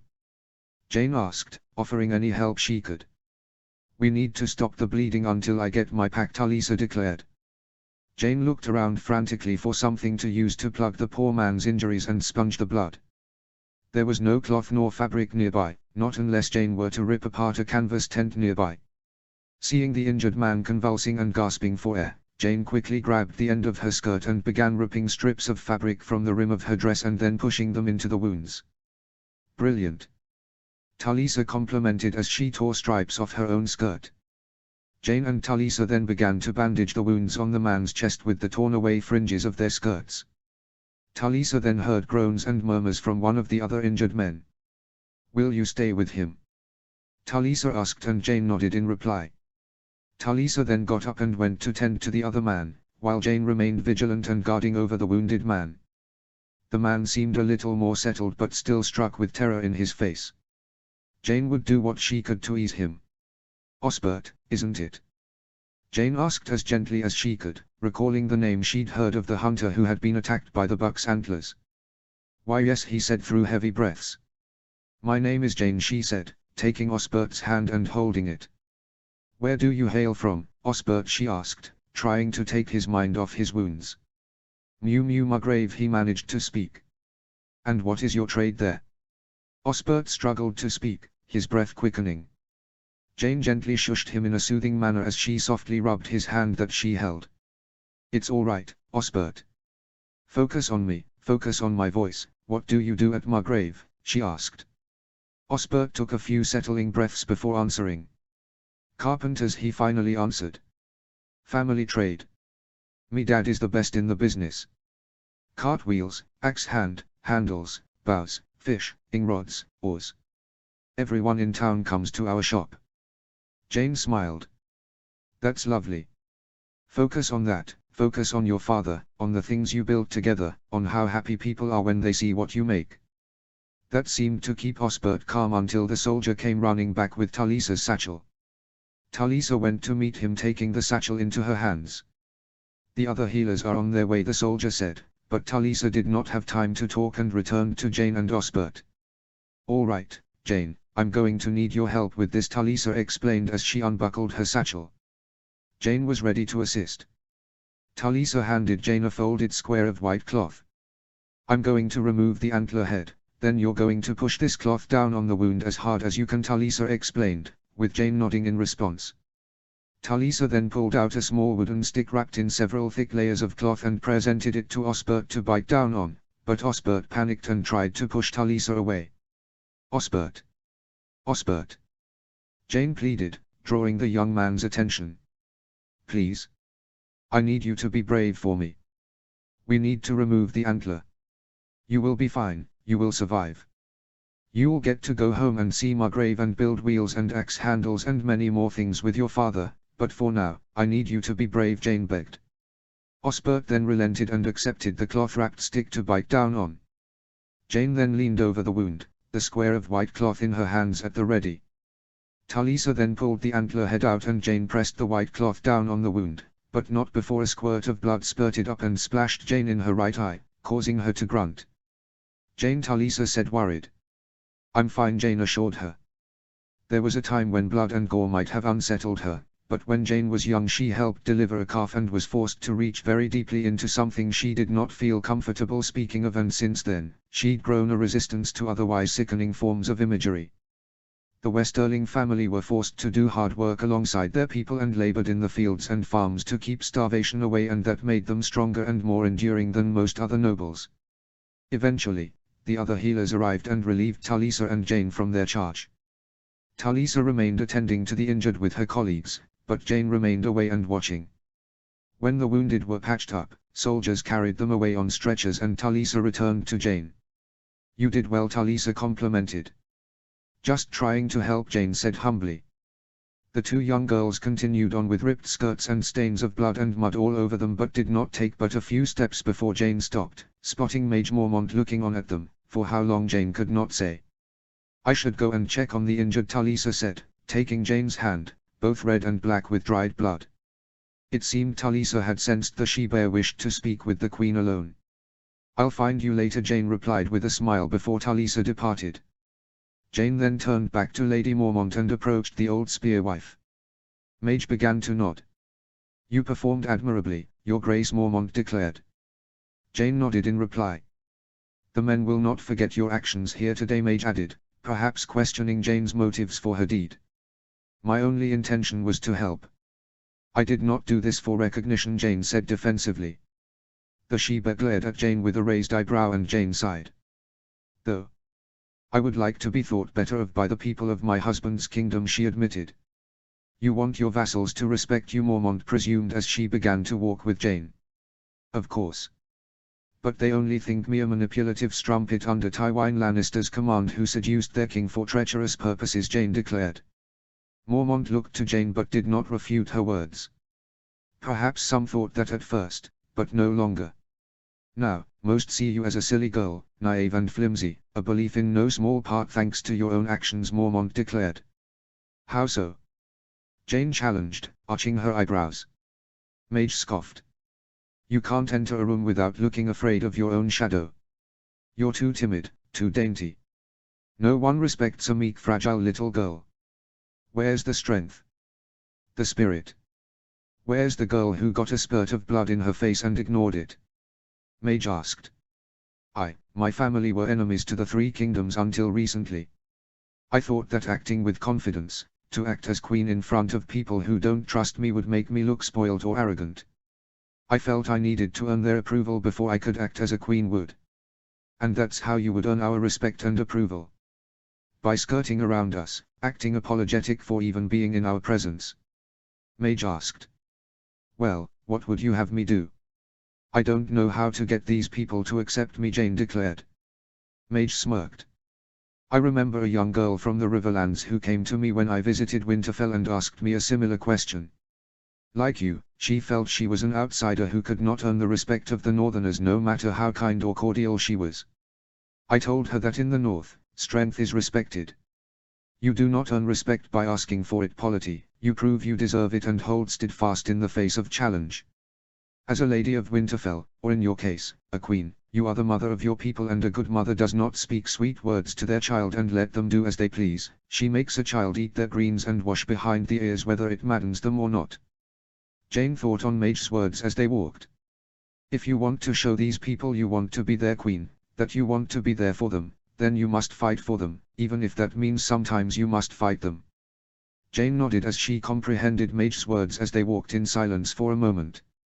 Jane continued to think about Maeve's words after they had parted ways. She thought about it later that night when she returned to the castle. She thought about it as she lay in her bed. She thought about it the next morning when she woke.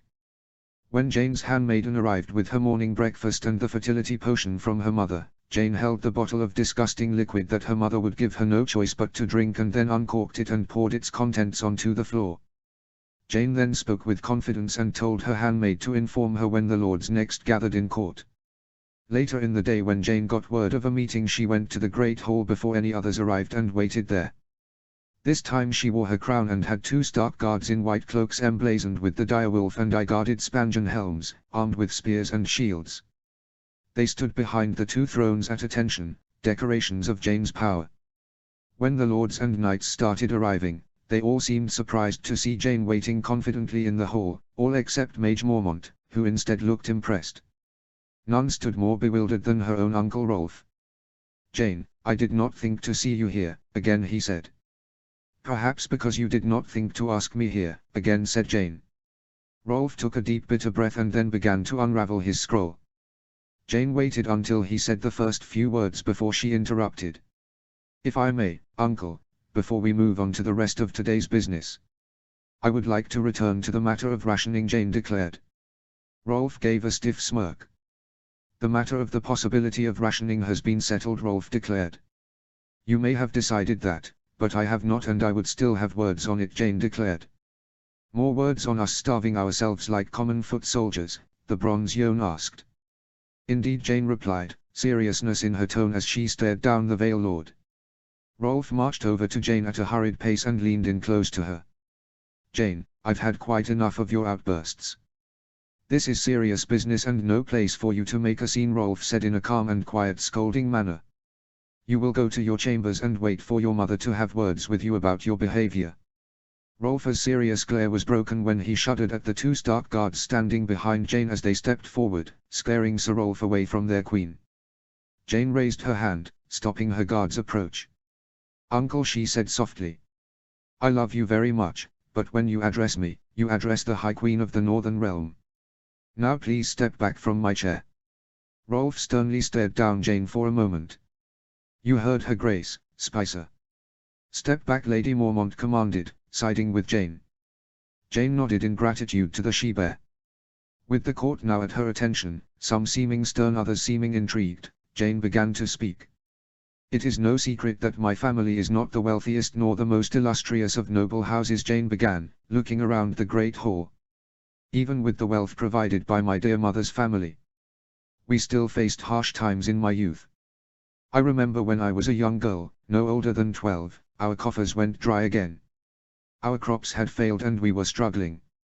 The servants began serving gruel and stew for breakfast, lunch and dinner. More than that, the servants were brought into the hall and ate with us, the same gruel or stew.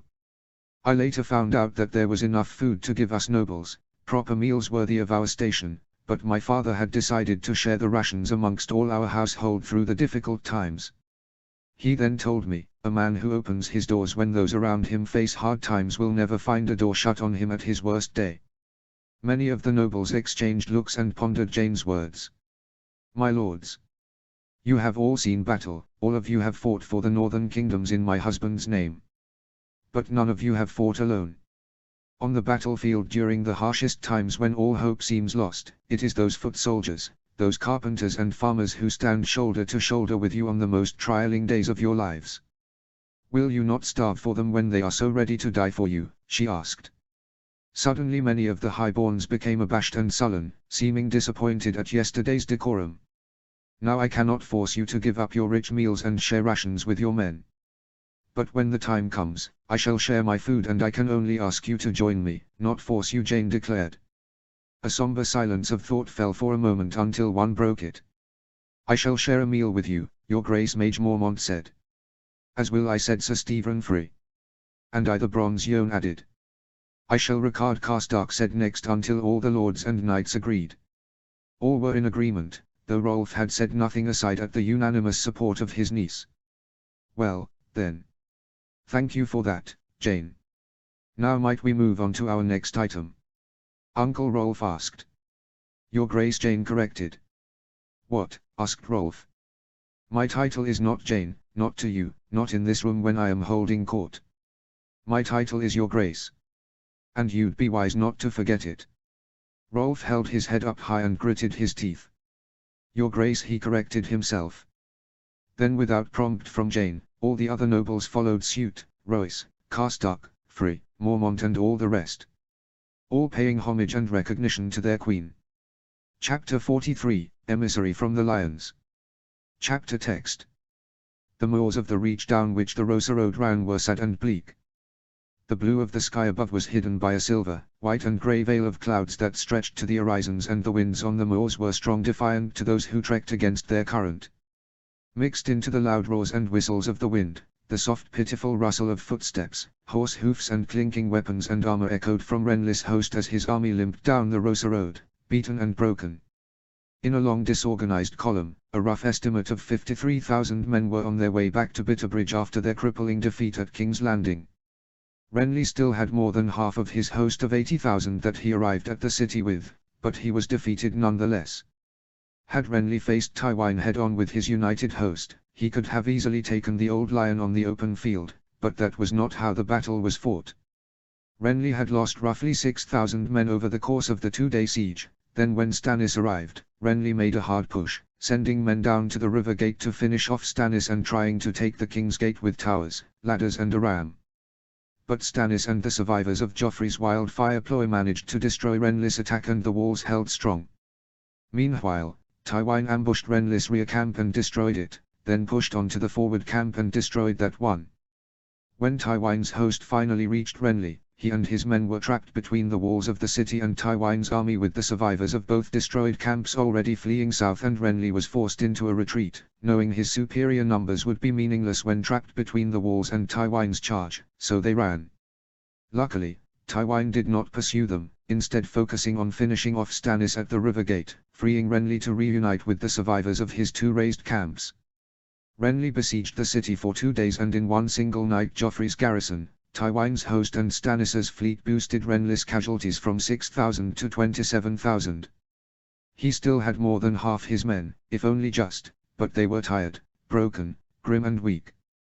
Riders from Tumblestone came to them on the road, offering Renly and his men shelter, but Renly made clear his intent to press on to Bitterbridge, instead sending what wounded House Footly could shelter back to Tumblestone and taking what food, supplies and tents they could spare. At the head of the train, Renly walked alongside his steed, leading it by the reins, with 3 small young boys sitting on its saddle, 1 page and 2 squires, their short little legs struggling to keep up with the host.